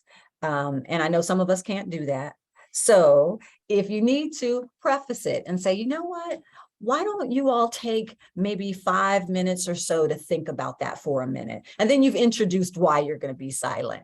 And sometimes in that silence, the parties can calm down. That other brain can come back in, speaking to Ray's presentation, and they can actually start moving again, and you can breathe new life into a mediation that appears to be impassing. You know, these are all great ideas. I think one thing that particularly stands out for me is the idea of taking a break. You know, oftentimes we may want to rush from one room to the next and go back and forth, but it's so important for us to just take a few minutes, take a break, gather your thoughts, because all these other points that you mentioned, Stacey, are fantastic. You may be thinking about how to come up with a trial balloon, for example, before going into your next caucus, or just going through in different areas of progress and saying, okay, what can I restate to the party? So I think taking a break is so critical, along with some of these other ideas. I mean, this is fantastic. And Sean, I do want to add that mediators can take a mediator break too. Absolutely. Because sometimes, that brain is working and you need to really think about what's a good move, what's the next move that I need to make in this mediation. And so you may need to take a break as well. And that's fair in a mediation. Yeah, I think that can't be underscored enough. Great. So Ray Chadwick, over to you now. Perhaps shedding us some light on where you think, or how you think we as practitioners can overcome impasse. Well, I agree with one thing that Stacey said. very strongly. It was number one on my list of things to talk about, in fact, and that is don't talk too much. Sometimes saying nothing is better than saying something. And I've heard mediators, some lawyers I know criticize some mediators for just doing all the talking and rather than listening. So I think sometimes saying nothing is better than saying something. Another is you got to help them get realistic. And I find that, of course, I come from a litigation background, and most of the cases, just 99% of the cases I mediate are in litigation. And I think what a mediator has to do in those situations is help everybody think about the risks, about the uncertainties of a jury trial. And I know David Zach's my law partner who's on a subsequent panel, may want to address this too, but we've been in cases together that went to trial, and some of them we won that we didn't think we might win. Some of them we lost that we were sure we weren't gonna lose. But so it's good in those situations, when appropriate, I like to talk about my personal experiences and to help. That's particularly important for clients where a lawyer might need help with clients. Obviously, talk about some of the fundamental things like expenses, time it might make to go to trial. Talk to them about how important it is to focus on the future, not the past. The past can't be changed, but what can be accomplished here today can change your future. Help. That something really comes into play when one of the other presenters talked about, and I think it might have been Lewis, talked about having to tell a client something that they don't want to hear. And I can tell frequently when that has happened. And when I get that feeling, what I like to do is do what I call my counselor speech. And what that involves is coming into the private caucus and ask the client, are they familiar with lawyers being called counselors? And of course, everybody does who's watched television, because you always see a judge say, "Counselor, come up here and talk to me." And I'll explain that when their lawyer starts off in a lawsuit, they are a warrior to do everything they can to help you win. But at some point, I tell them that their lawyer has a professional responsibility to become a counselor and to talk to you about your case. And when your lawyer, and for me, when I moved into that counselor role, it was one of the most difficult things to do because I had to tell my clients things they didn't want to hear.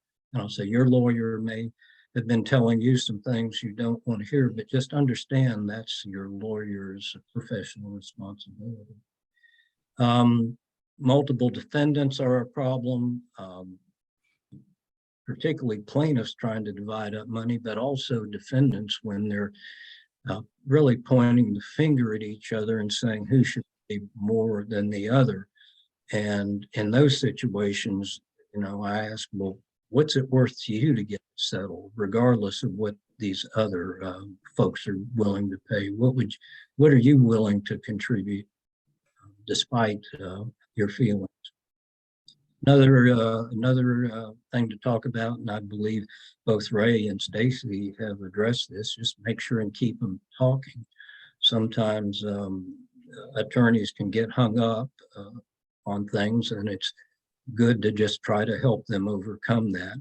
Making a mediator's proposal towards the end can be very useful, and saying something like, I'm not telling you what the case is worth. I'm not telling you who's right or wrong. But if you want to get the case settled, I believe X might be able to accomplish that for you. And then, of course, when the mediation, if it ends with no agreement, then follow up. Do you call the lawyers afterwards and ask them how things have percolated after they've heard and seen what has gone on? So I think those are my comments on that right now, Sean. So Ray, I mean, that's great. You know, there's this phrase we use, reality testing, right? That's so key. That's probably one of our biggest tools that we have in our toolbox, or belt, as Stacy referenced, right? As she's a superhero reference, and I'm looking at the chat. Michael Lemon, I think you hit the nail on the head, right? Using reality checking, that it's key when you're heading down this particular path. But let's turn to Ray Rawls now. In your experience, what do you think are some strategies that we can employ to overcome impasse? Okay, don't turn me off and shut down, mute me and to stop my video. I think one thing that's really important for mediators is self-reflection. Inward, not out. Think about who you are, how you were raised, your values, your faith, your community. And then think about what you might be overlooking because you are who you are. And you bring that into mediation. And we talk about neutrality, and we know that word can be very controversial in the field, but we do bring into mediation our ways of looking at the world, our sense of what's right and wrong. I think it's really important that mediators take a step back and say, and own that and think about it. And I think it's a good thing. For example, I thought about what are the good things about being a litigator, 20, 30 years, and what do you bring to mediation? And how can that be a barrier? How can you ignore certain things because that's your area of expertise? So I think being self-reflective is a really important part of the work, so that as you mediate and it feels like people are hitting a wall, you can step back, move out of your own way and say, what might I not be seeing? What might I be missing? Where might I be imposing my worldview on these parties? And that includes the attorneys too. I will not tell stories about some of my experiences with other attorneys in mediation because that's not what we're talking about here, but it does include them. And I've heard people say, well, the attorneys aren't engaged in the same way the parties are. I don't know about you, but that's not been my experience. I'll put it that way. I've had twice people fire their attorneys in the mediation, but that again is not what we're talking about here. But again, self-awareness, I think, is so critical to mediation.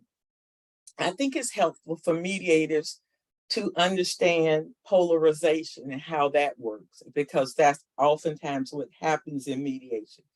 And sometimes I've trained lots and lots and lots of mediators since the early 80s. So, and sometimes I think that mediators do what other folk do. It's black or white, it's up or down. And if a lot of the polarization research say add the complexity, acknowledge the nuances, and give people an opportunity to kind of muddle around and figure out that it's not as clear cut. I can be a winner and a loser, or maybe win, lose, lose. There are lots of opportunities here. And mediators need to ask the questions to help people find that space where you don't have to have one way of thinking about the problem. One person can be very confused and ambiguous about a situation. And oftentimes creating the space to let that come out can lead to some pretty good outcomes. One of my favorite questions, and it has been for many, many years, when people seem to be really suffering, is to ask them, what do you like about yourself? As a father, as a business partner, as a member of the community. And if you had a magic wand, what might you change about yourself? Again, I think that helps people take 3 steps back and look at the situation from a different aspect. We can talk about what will happen in court and what's likely to, but also giving people a chance to hold that mirror up and remember and remind them that they are people in a community, be it their family, their work community, their residential community, and what place they want to hold. How the exercise about what do you want in your tombstone? I'm like, no, let's don't do that. But how do you want to show up in the world? And sometimes those kinds of questions can turn the temperature down and move people away from this sense of threat. Here you are indicating you really care. You want to hear their story. So I think that those are some pretty good strategies to use when there's impasse. So it's interesting because, one of the benefits of mediation that we always tout is, you have as a party more agency over your resolution. It's not in the hands of a judge or of a jury. And the reality is that's where you as a mediator, as a practitioner, can use your skills, right? Your relationship skills, the content skills that you have in your toolbox. So I think that's extremely critical. I liked what you talked about, self-reflection and introspection. I think that's key, right? I mean, at the end of the day, we've talked about how a client can lead to an impasse, how a lawyer can lead to an impasse, how something else can lead to an impasse, the brain, right? But have you ever thought about, what have I said as a mediator, right? We know words matter. What have I said as a mediator that perhaps contributed to an impasse, and what I should be doing to help get us out of that impasse? So I think introspection or self-reflection is critical. I think that's, I'm glad you raised that. Any other, before we turn it, I know we've got a question in the chat, and for those who are have questions, feel free to send them in the chat. We've got a few minutes left for questions, but before we get to that, Ray and Stacy, if there's anything else you'd like to add, Ray Chadwick or Stacy, before we get to the questions. I saw in a chat question where somebody asked me what about stage 3 and what I said about that. I think how I defined it, and I said that's where the parties begin to give clear signals in an effort to shape. Frequently, that can be done if it's a money case by proposing brackets, because I find in money cases, each side, if they propose a bracket, you're really more often than not negotiating between midpoints. The only other thing I remember at the beginning, I was said I'd like to comment on really what is an impasse and how you define it, and is not settling the day of an impasse. What about if you settle because of the mediation subsequently? Does that mean the mediation really did not result in an impasse? What can a true impasse only be defined if a case does not settle and has to go to trial? Because can you regard a mediation session setting the stage for a case to be resolved that would not have been resolved without? And I don't have personally clear definitions of that or the final opinions on those things, but in this day and age, very few civil cases ever go to trial. All civil cases in the judicial districts where I practice are ordered to go to mediation. So that means that after a mediation, 98% of the cases do get settled, not at the day of the mediation necessarily, but they do get resolved, and quite often that's because of the mediation. So is the mediation ending without a settlement that day really an impasse? Yeah, that's a great point. It's a great point. I think we talked about that earlier as well, right? Sometimes we think of success as a settlement on that day, right? But we don't know what could happen after the fact. So I think that's a great point. Stacey, do you want to add anything else? Yeah, I just wanted to talk about that measure of success for a mediator. For me, it is not what is my percentage of settlements that are reached during my mediation. Yes, I like for that number, to be high. I like to know right there that I have an impact, but I'd like to believe that I have a 100% success rate with mediations because I have 100% given my parties a fair opportunity to try to come to resolution with their matter, that I have remembered what mediation is all about, and that, you know, that the parties are expecting to get a fair process, and that starts and ends with you. It starts from the very beginning of your opening statement, you know, regardless of if it is parties that have been to mediations before or parties that are encountering mediation for the first time. It is your duty as, you know, the guardian of that process, the guardian of the integrity of the process, the guardian of the fairness of the process, to make sure that the parties are comfortable, and you set that stage for what is going to occur during that mediation, what it is that they can expect from you as their mediator, and what it is that you expect from them as the parties. As you're going through the mediation, that you are transitioning from process to process, because opening statements is very different from what you're going to do in joint. The rules of engagement change. You know, at one point you're asking the parties to give you uninterrupted statements, but then you're moving into the joint session and your expectation is that they're going to talk directly to each other. So helping them navigate through the process a lot of times will help you keep the parties from impassing, because they understand what the purpose of the mediation is and what it is that can happen. And then sharing those benefits of mediation, making sure that they understand what, you know, they have to gain from working through this process together. I think all those things are helpful, and all those things lend to your success as a mediator. And if you can say definitively that your parties got all of that from your mediation, then your mediation is a success, whether it resulted in an agreement or an impasse. That's great. Ray Rawls, did you want to add anything to that? I saw you Little nodding, bit, maybe. so I saw you nodding. In the training work that I do in the mediations, I've done this a long time, and I know there are models. Only dumb mediators caucus. Smart mediators always caucus. And I really want to emphasize that let loose of the model, stay ethical, but pay attention to the people in front of you.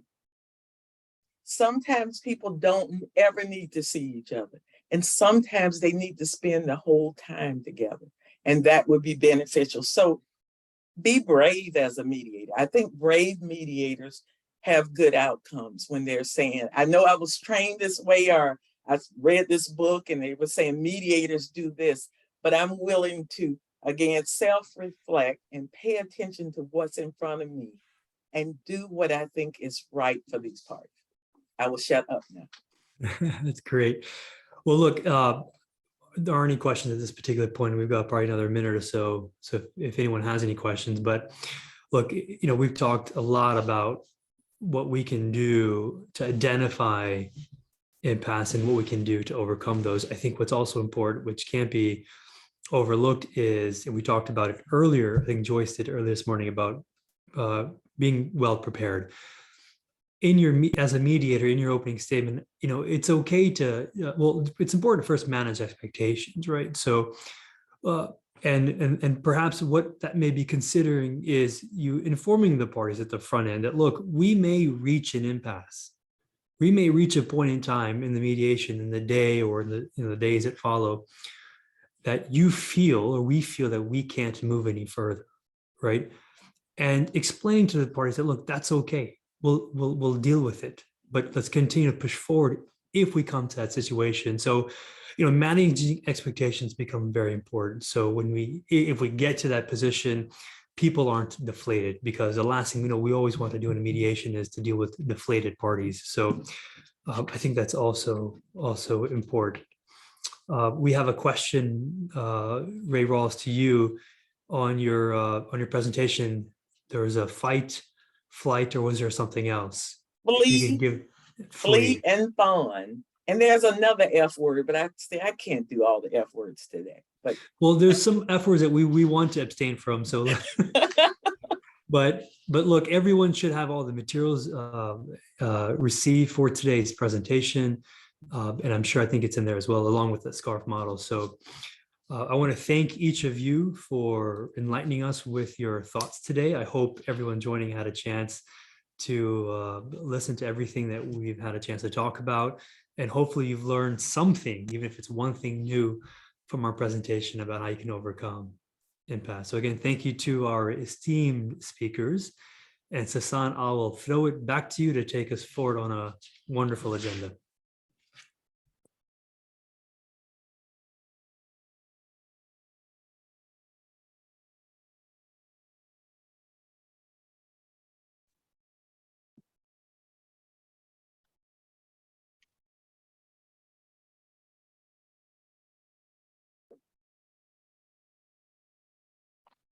Well, I'm wondering if Sasan was going to join us and introduce us first, but since there's a little bit of silence, so we'll wait for the transition here. I see one of our panelists and we're loading up. There's Sasan. So go ahead, Sasan. I didn't mean to interrupt. Oh, no, that's okay. You're doing a great job. Thank you, Scott. Sorry, I just had a call come in. Folks, I really appreciate everyone. It was a great panel. I really enjoyed it. And we have awesome speakers, great speakers coming in. I'm really humbled by just the quality of speakers that we've had today. Great topics all throughout. I would love to see more questions coming into the chat box, more interactive sessions, more interactive process from our attendees without taking more of your time, Scott. And I see the awesome and STEAM panel that you have. Please proceed. Okay, thanks, Sasan. I have to say, following up on Sean's panel is tall order. That was a great session, Sean, and with your panelists learned a lot.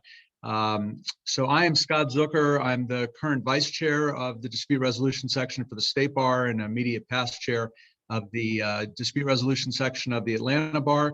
And I have the proud privilege to moderate this last session of your day on mediation, dealing with advanced mediation work and training and efforts by an esteemed group of mediators that we have for you this afternoon.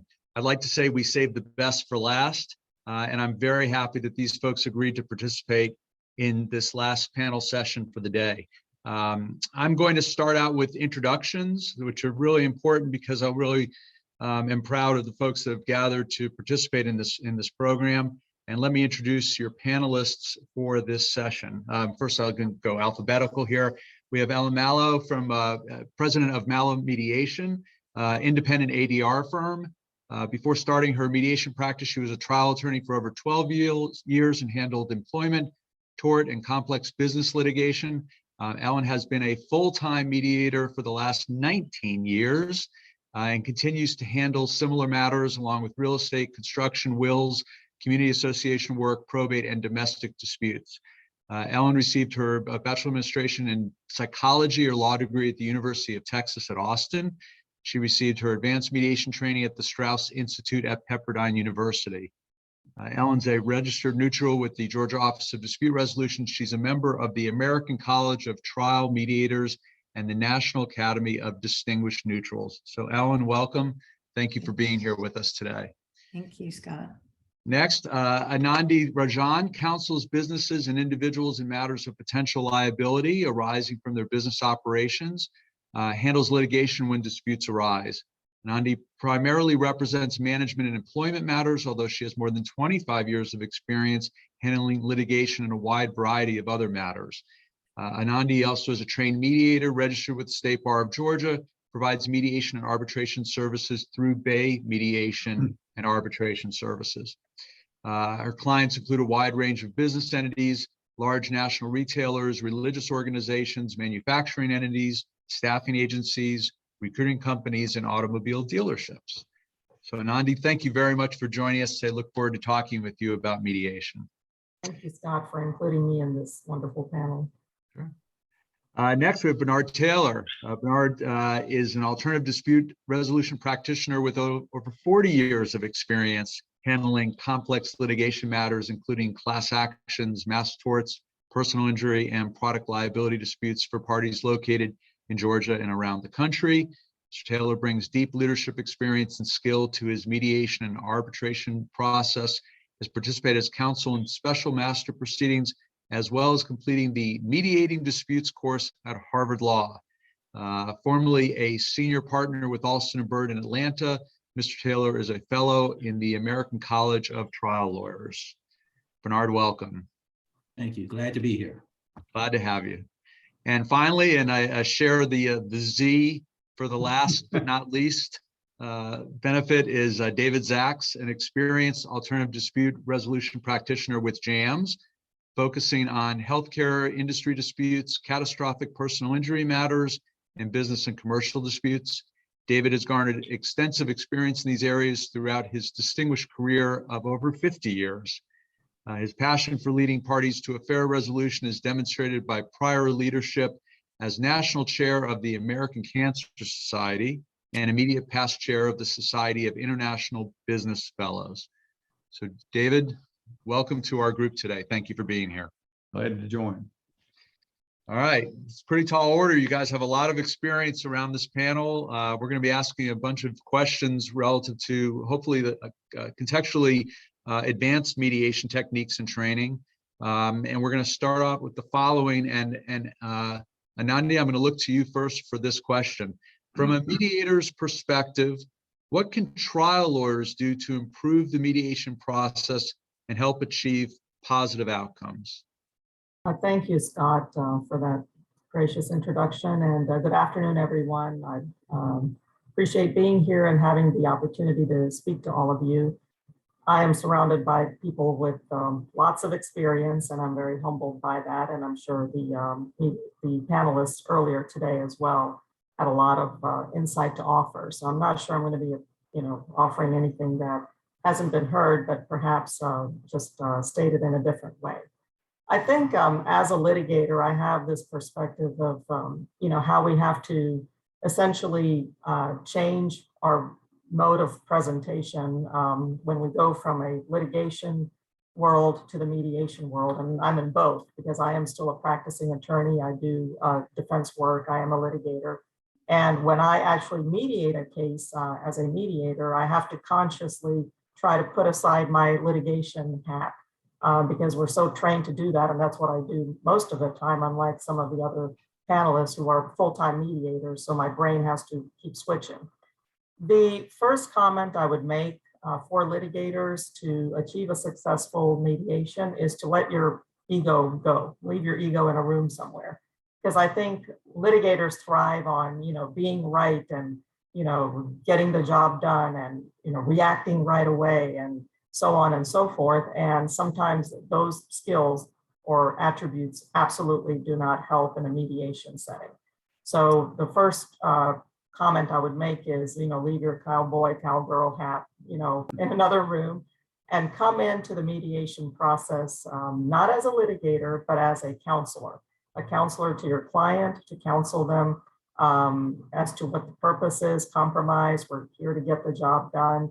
And go in with that mindset.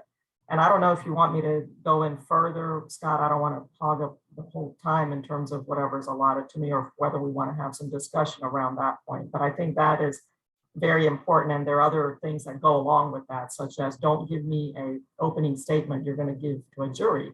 It doesn't bother me as a mediator if you do that, but I don't think it sets the right tone for the mediation process when you go in and everybody's taking their positions in different corners, mentally or whatever. Well, I'm never going to do that. Look at what they just said. What a jerk, that's not the purpose of mediation. You want everybody to come together. So I think I'll stop with that unless you want me to continue. No, I think we want to just open the door to the conversation and allow the other panelists their thoughts on the same issue. I'm happy to weigh in on some things I think the lawyers can do. So the thing I see is that the lawyers aren't well prepared and maybe they haven't prepared their clients well. And I think it's because we do them all the time, whereas a trial is infrequent and rare. So to me, not only preparing themselves and their clients, but also the mediator, which I know was touched on earlier with, calls and statements, but knowing your file inside and out, thinking ahead about your negotiation strategy strategy, your client's expectation, and, getting a game plan in place before you even walk in the door. And then, of course, the things you need to do with the mediator ahead of time. Sorry, I went to Vegas and my voice is in and out. I was at the craps table, thankfully doing well. That's the worst excuse I've heard for a sore throat. in a while. Let's just hope it's not something else, Ellen. Don't even say it. Uh, And I David, think the only, oh, go ahead, Scott, I'm sorry. No, please. I'm I think inviting. the only thing I can add to that is, first of all, I'm really excited to be here with this outstanding group of panelists and to see the other folks who have given presentations earlier in the day. This has been an outstanding presentation for folks who are interested in this whole area of being a mediator and being a good mediator. The one issue that I think is difficult, and I was a trial lawyer for a long time and I loved it, and it is difficult to make that transition from trial lawyer to being a mediator. But the one important thing that I think a trial lawyer can do when you're going into mediation is to do everything you can do to leave that adversarial process aside and use our trial lawyer skills to educate our clients to the process, to make sure our clients thoroughly understand what a mediation is all about, and that there's an issue of compromise that we should be trying to achieve.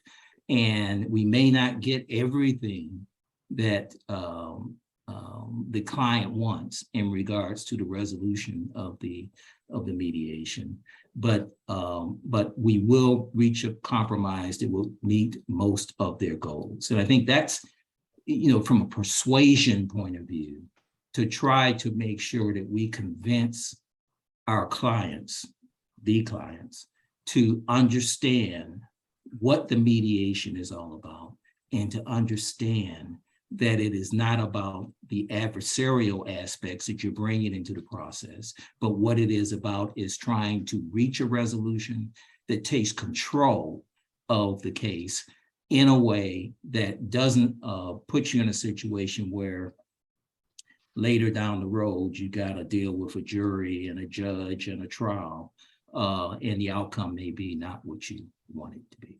I think that's all I'll say at this point. David? Well, Scott, you understand when you go alphabetically, going last sometimes is a tough call when you got great speakers right in front of you, and I do. And the panel today, it's really a privilege to be on it. From my law partner, Ray Chadwick, to those that I have not met before, just know it's a special day. We're talking about what can be done, a lawyer can do to really enhance this role of getting it done at mediation. And I'd start, for me, with my red pen. What this is, and again, everybody's got a different approach, but I'll let the lawyers know from the get-go that if they ever want to tell me something in confidence, I'll literally write it down with a red pen, and it's sacred. It will never go to the other side. And anything they tell me that's confidential will remain that way until and unless they tell me, David, now disclose it. And so what do I mean by that is often things start with an opening. You want to get a statement from both sides, 5 or 6 pages. You want them to talk to you privately, maybe about different things. And they're so often going to tell you about the strengths of their case. I really admire the lawyer who tells me their vulnerabilities. David, I really think I could lose on this ground, or even though I'm asking for X million, I think I could get half that if they succeed in this area. Those are the lawyers to me who really excel in representing their client. I also think the lawyer who I really respect, who understands the timing of when to mediate. You don't have to take every deposition, but maybe it's important to ask 6 interrogatories and get the responses before you entertain mediation. And the last point I would make is please leave drama for the courtroom. Something, I'll just be candid, that I can't stand, and I see this, is to see lawyers when they hear one side say, well, you're not going to get more than 500,000. That's my counter to your offer. And a lawyer looks at me and says, I'm leaving. And I'm thinking to myself, the doors aren't locked. Just leave. I mean, what do you want me to do with that phrase? So again, leave the drama for the courtroom and be candid with your mediator.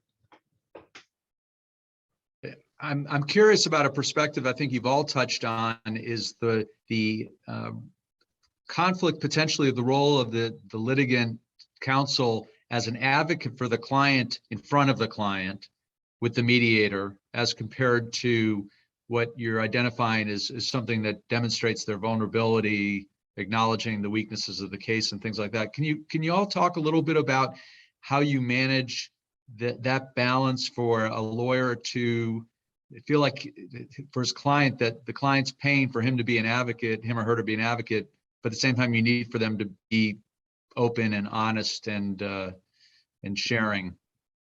Anybody? Well, one thing I would like to say is I think that's where preparing the client ahead of time comes into play, as has been previously mentioned by, I think Bernard mentioned that. I think that's important. They have to be prepared that this is not trial. We have these weaknesses. We are going into a mediation session and we're going to do our best to get X, but this is not a lottery. We're just not going to get it just because we're in this forum. And I think it also helps to maybe use the mediator as a punching bag, perhaps, say, well, I mean, the mediator, this is what they think. So that way the litigator can still say, well, I think we can do this at trial, perhaps, but they can use the mediator as their excuse to say, but here's a third party who's almost like a juror who knows nothing about your case. They are like a juror in a way. They don't know anything about your case other than what we've told them and what the other side has told them today. And this is what they're thinking. So that's where I think the credibility of the mediator comes into play. If there's credibility between them, of this particular mediator that's been selected by the parties, if the lawyers think highly enough of them, they're going to say, listen, this person knows what they're talking about, client. So you may want to listen with both ears open. You're not going to get $1.5 million, and because that's what they think. And why do you think a jury is going to think any better? So I think that's one thing that litigators can use to their advantage, is kind of blaming it on the mediator to a certain extent. That way they don't have to then explain themselves when the client's looking at them going, wait a second, you told me something else, last week, and now you're suddenly softening and you're just going to cave in. When you have difficult clients like that, try to talk with the mediator, maybe throw it on the mediator. That's my comment.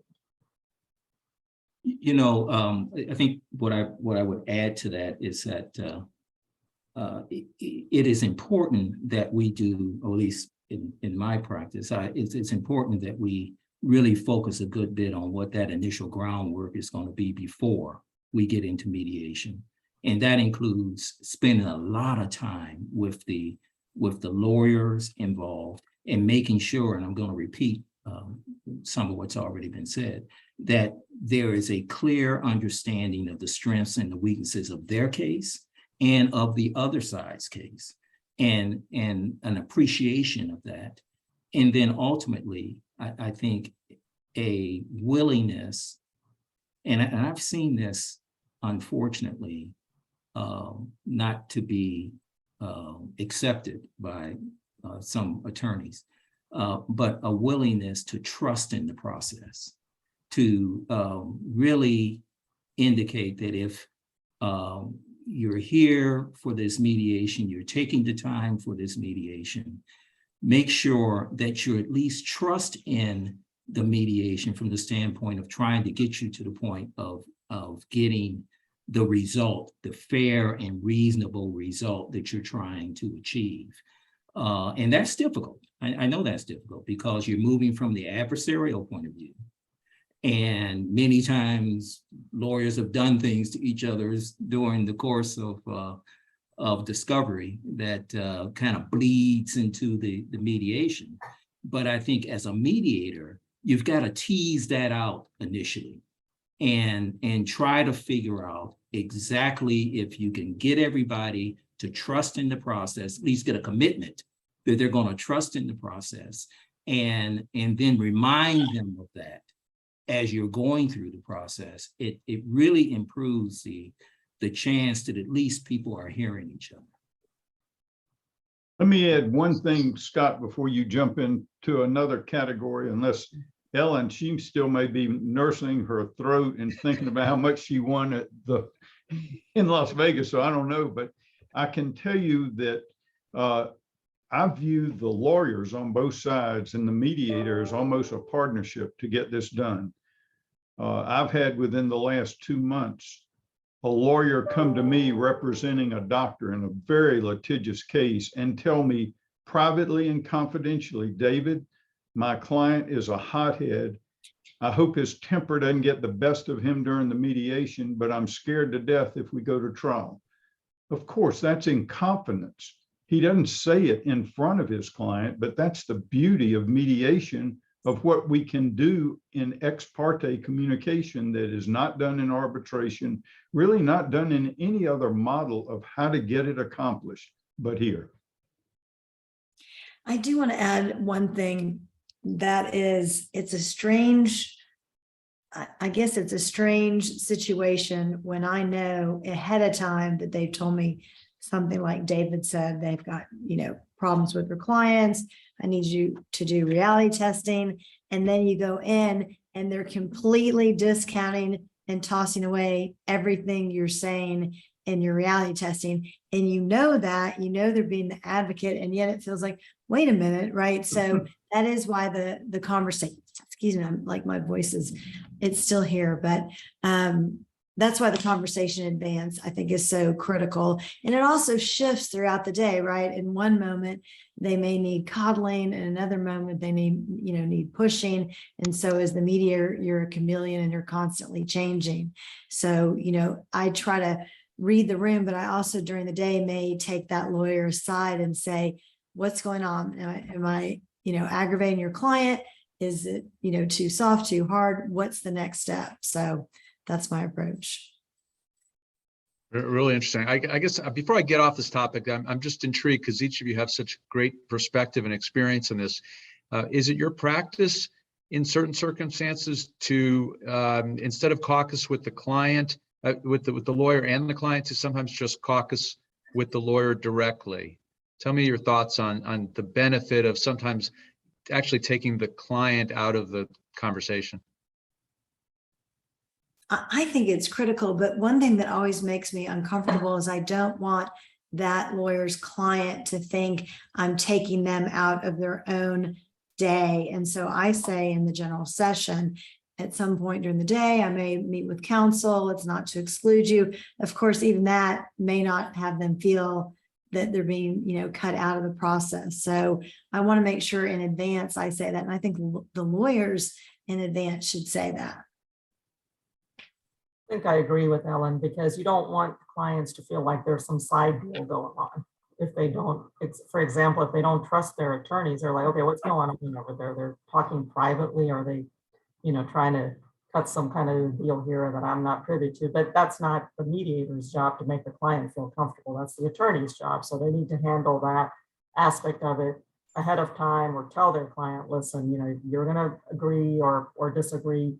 We're not doing anything behind your back, but sometimes it helps for us to just meet with the lawyers, as Ellen says, to set up that expectation. But I think it does help sometimes, because they're not able to truly express where they're coming from in front of their client, because they have to still be the advocate, especially if they have a difficult client who's going to be upset. Like, what was that about? You're just rolling over, that kind of thing. So whereas in a private session, they can say, listen, this is what I'm dealing with, and have a heart to heart, so to speak, with the other counsel involved. And maybe that'll cause the breakthrough that ultimately ends in a resolution. Yeah, and I agree with the comments that have been made on that issue just a second ago. And that's part of the spade work that I tried to do prior to the mediation. To talk to the lawyers and make sure the lawyers understand that there may be times when I'm going to want to talk to them out in the hall, so to speak, or in another room or in another, Zoom room. And ask them to make, if they're okay with that, and ask them to make sure that they explain to their clients that may happen. And then I will re-emphasize that, as Ellen indicated at the beginning, to make sure that the client understands that that's that what your lawyer has told you, I'm kind of reaffirming that, so your lawyer knew what he was talking about, and that it's important to do that in order for us to move the process along. Scott, let me make sure the audience understands. We have not rehearsed any of this at all, because I'm going to flip this question to my panel and see what they think. If you had two litigators who are now in mediation, and you as the mediator feel like they're really the impediment to getting the case settled, they still have too much of their litigation hat on, and you ask both of them, because they both have savvy, good businessmen as clients, you'd like to speak to their clients without their presence in the room, and you'll only do it if both lawyers agree to it. You ever had that come up? I've had it come up several times, and then you sort of have to make sure that they're on equal footing, because I do a lot of employment cases. So you're not going to put, the employee and the employer in the room. But if you're doing a complex business case, then the two principals, it may make sense. And most of the time I see the lawyers agreeing to it, not always. Yeah, and I've run into that. I mean, obviously, that's part of what I'll have that discussion early on before the mediation, that might occur, and see if folks would allow that to happen. But I've run into it more where the lawyer is having problems with his client, with his or her client. And it would be of some benefit for me as a mediator, as a neutral, to just speak with the client. And most of the time when that has come up, the lawyers have agreed to it, and it has helped to some extent. That was a good zinger. That was a great question. Yeah. Well, it's really been useful for me when you just have the clients in there. The lawyers know the first thing you're going to do is say, do you know how much legal fees you can save by getting this done today? You both got excellent lawyers, but I understand with your pedigrees, you're good businessmen. So what's holding this up? You ask questions instead of really seeking answers at the time. You leave them with some good questions and leave the room. And I have found it very useful in getting things resolved.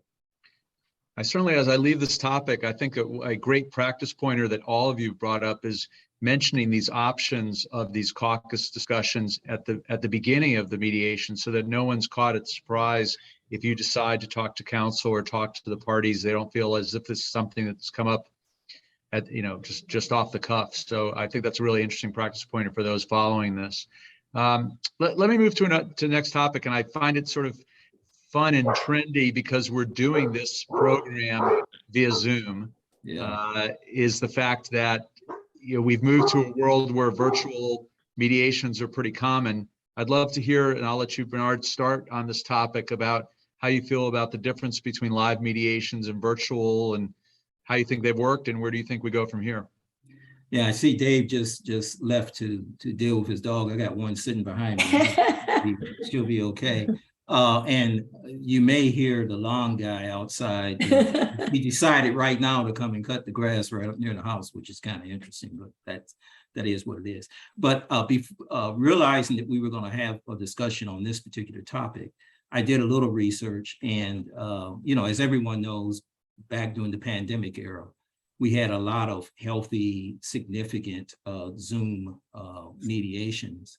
And I wanted to check to see what's going on with us, at least here at JAMS, with that phenomenon. And we are still having, at least in our region, the Eastern Central region of the country, we are still experiencing very healthy and significant levels of Zoom mediations. People seem to want to do it, I guess, for all of the reasons we know, it's convenience and, cost savings and you can expand the potential for getting mediators from other geographical regions who have specific expertise that fits right within the issues that are at issue in the mediation. And so that's continuing. And I think for those reasons, it's probably going to continue for a long period of time. And I'm going to repeat now some of what I said earlier and the rest of us have said earlier. But in making the decision on whether or not it's going to be a live or a Zoom mediation, obviously the lawyers and the parties will be the ultimate deciders of that. But as a mediator, I think when you do that initial work, I mean, even if you're told by the parties that, or by the lawyers that they want to have a Zoom mediation, when you do that initial work and you with them before the mediation and you spend time with those lawyers and you figure out that there's a lot of discord there, that it's going to take a lot of hands-on, as my grandmother would say, kind of praying on folks to, to get them to understand each other. As a mediator, I have tried to encourage them to, adopt a live mediation so that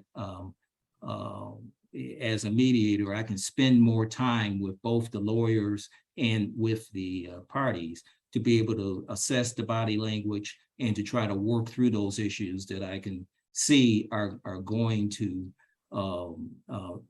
spill over during the course of the mediation process. Anyone else? Are we talking Zoom versus in person? Yes, essentially. Okay. Yeah. Okay, well, to follow up on one point that Bernard made, I have finally had the shift where I have more in person, and I've talked to some other mediators that are almost back to 100% in person. I'm probably 50-50, but there are some cases where I really feel like you need to be in person. But what I'm finding is now that, you've got adjusters in whether it's employment case or a personal injury case, it's cheaper for them to just, log into Zoom. The expense, they can get rid of that expense of coming to town. People don't like driving and dealing with parking and traffic. And so it's just easier to do. I'm a big, body language person. I mean, when I see someone and we were, not Zoom and then we are Zoom, it's just a totally different experience. And I really think if you're going to do Zoom, it should be all Zoom, not half and half. I did one recently. It was actually a med mal case involving a young woman who had been scarred, significantly scarred. And the three decision makers on the defense side were all Zoom. And all of the rest of us were in person, including defense counsel. So it was just, like in-house counsel, the adjuster, the defendant, and they couldn't see the scar. I mean, I just don't think it was, it didn't settle. I don't think really Zoom or not Zoom affects the settlement rate, but I do think that really needed to be in person. All I can say is I haven't done many by Zoom, but I think I agree it has to be one way or the other rather than a hybrid. I recently had a mediation where, as noted, the claims adjuster was by Zoom. But after the initial opening, they were essentially just communicating with their counsel, either by phone or Zoom. So in a way, it really didn't matter as much because the attorney was there in person. So I don't know that it affects necessarily the outcome. Definitely for the plaintiff, you want the plaintiff there in person, person asking to resolve and having filed a lawsuit and all of that and their counsel. But given all, possibilities, I would definitely opt to do in-person mediations because I think there's something to be said for the, what's the word, I guess, the inertia that builds up and that you feel when you're in person. You kind of, as other panelists have said, you get a sense of what's going on, the nonverbal cues, the tone in the room, so to speak. You miss all of that, I think, on Zoom. There's also options or opportunities, I should say, on Zoom to be more distracted. That's true for everybody. I think we don't have as good of an attention span on Zoom that we would have otherwise when someone walks into a room and whatnot. So I'm a proponent of in-person, not a proponent of Zoom, but if it's a run-of-the-mill, has to be done type of case, perhaps Zoom might work with everybody in the same boat. I guess I would agree. I'm very opinionated. I think it's much more effective to be in person, even though I did Zoom mediations for 2 years during the COVID shutdown. An example would be less than 3 weeks ago, I had a case. Most of my work is in the healthcare field, and it dealt with a major health insurance company and a healthcare system. They were in a huge mega $1 million fight. We did it by Zoom. I had lawyers on the West Coast, lawyers on the East Coast, with witnesses all over the place that wanted to hear CFOs and the like. We spent 12 hours by Zoom, and then all agreed we needed to meet halfway in person. So I was really excited. I got a son who's a resident in a hospital in Denver. I said, Denver's halfway. And they all said, let's go to Dallas. So we went to Dallas. But at any rate, we got things accomplished in person where we really could not get it done by Zoom. When you're in person, you hear with your eyes. You can't do that, or I can't do that with Zoom. When I'm in person, I can take somebody for a walk, just them alone, and talk to them. You can't do that with Zoom. And there's some magic for me in eating lunch, or sometimes like that case in Dallas, went into the evening and then dinner with the other side. But food has a lot to do with what happens. So you can't eat with another party if you're on Zoom. So for a lot of reasons, I'm all in for in person. I thought it had something to do with the fact that your dog started barking as soon as I asked the question about Zoom. Yeah, that's why I had to get off here. You're exactly right.